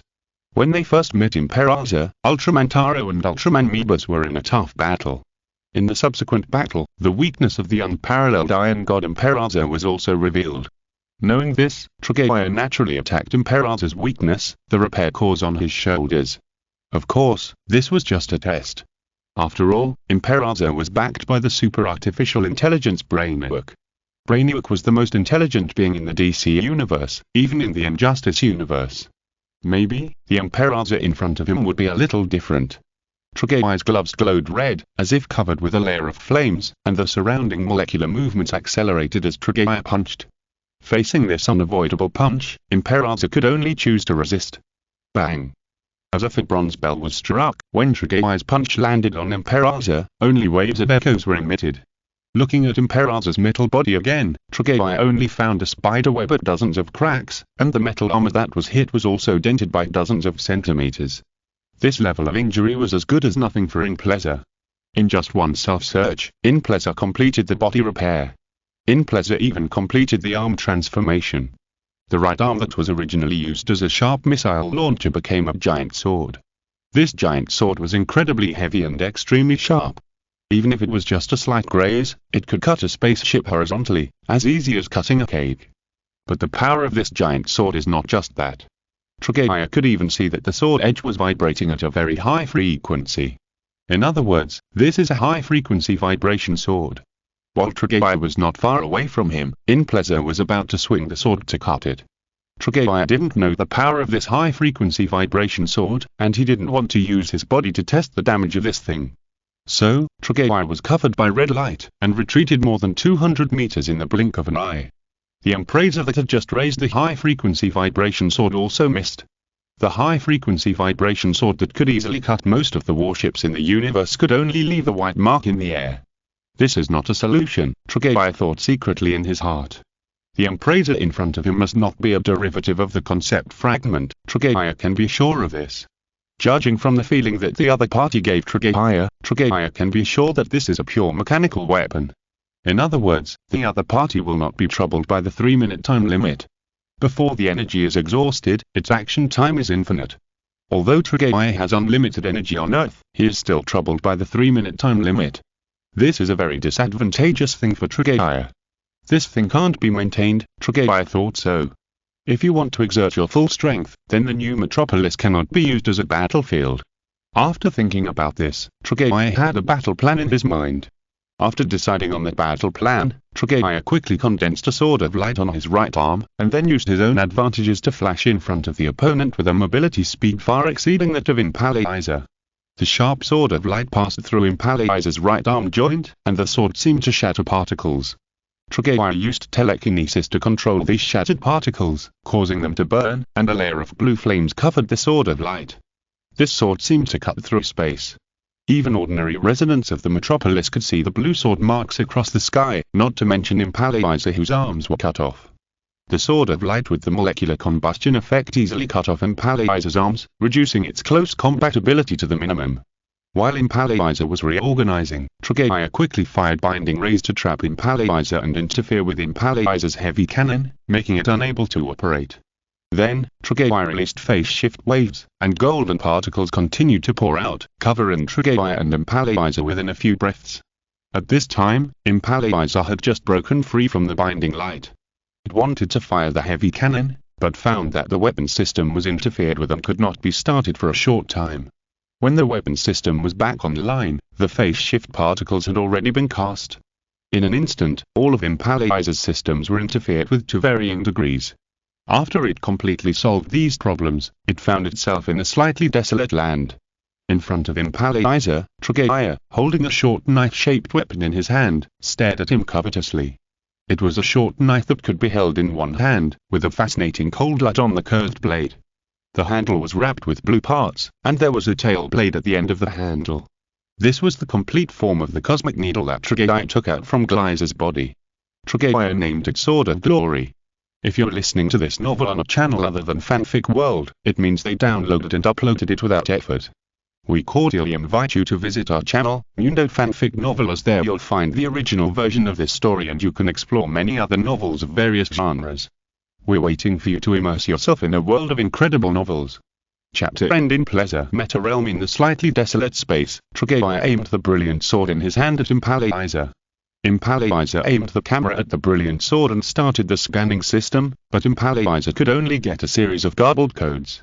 Seeing that he could not get the specific data of the brilliant sword, Impalizer stopped trying too much and still focused on taking down the giant of light in front of him. Moreover, in the meta realm, no information could be transmitted. In other words, Brainiac could not know what Impalizer would suffer next. After repairing his arms, Impalizer chose to turn both arms into high-frequency vibration swords. The heavy cannons on his shoulders slightly stored energy, and it seemed that he was ready for a fierce battle. Seeing this, Trigger moved towards Impalizer at a very fast speed. This form of the Earth God not only strengthens strength, but also speed. With the previous battle data, Impalizer's built-in supercomputer can also calculate Trigger's movement trajectory. A cold light flashed across the orange camera. Pleasure quickly adjusted the double-armed giant sword, increasing the vibration frequency. Even the surrounding airflow was disturbed, forming a layer of wind blades on the high-frequency vibration giant sword. This wind blade is so powerful that it can smash most mechanical equipment on the Earth into pieces. The next moment, the brilliant sword and the high-frequency vibration sword collided. There was no loud noise when the brilliant sword and the high-frequency vibration sword collided. The confrontation between the two special weapons was even more terrifying than it appeared on the surface. The brilliant sword shone with blue light, and cracks appeared in the surrounding space under the special ability of the brilliant sword. These cracks helped the brilliant sword ignore the wind blades on the surface of the high-frequency vibration sword and directly destroyed the body of the high-frequency vibration sword. Facing the high-frequency vibration sword, whose vibration frequency was so high that it became a phantom, the brilliant sword slashed down without hesitation. The fierce collision between the two produced airflow like a mad dragon. These airflows passed through the bodies of Pleasure and Trigger, blowing the few puddles in the metadomain to produce violent fluctuations. In the end, the high-frequency vibration sword was still inferior to the brilliant sword and was cut off by the brilliant sword. Boom. Two high-frequency vibration swords fell to the ground. Trigger planned to take advantage of this time to chase, but Pleasure did not intend to sit and wait for death. Pleasure's heavy artillery on both shoulders accumulated energy, and 8 or 9 fireballs flew towards Trigger's body. If it were not for the time problem, Pleasure could have fired more fireballs and launched a saturation attack on Trigger. There was no room for Trigger to dodge or counterattack, so Trigger used telekinesis to move the fireballs, causing the trajectory of these fireballs to deviate. In the end, these fireballs fell on the holy armor of the oath. Boom. The endless roar echoed in Trigger's ears, and bursts of black smoke floated out from his chest, but under the black smoke, there was no damage to the holy armor. The plugin given by Noah is really useful. After silently praising the cheat given by Noah, Trigger turned his right hand holding the sword, and immediately changed from the forehand posture suitable for exerting force to the backhand posture with faster attack speed. Trigger knew that as long as Pleasure turned on the fire mode, he would bear endless attacks, and he would not miss any opportunity. He swung the brilliant sword in his hand thousands of times in 1 second, leaving countless blue sword marks in the air. Pleasure would retreat 1 centimeter every time it suffered a slash.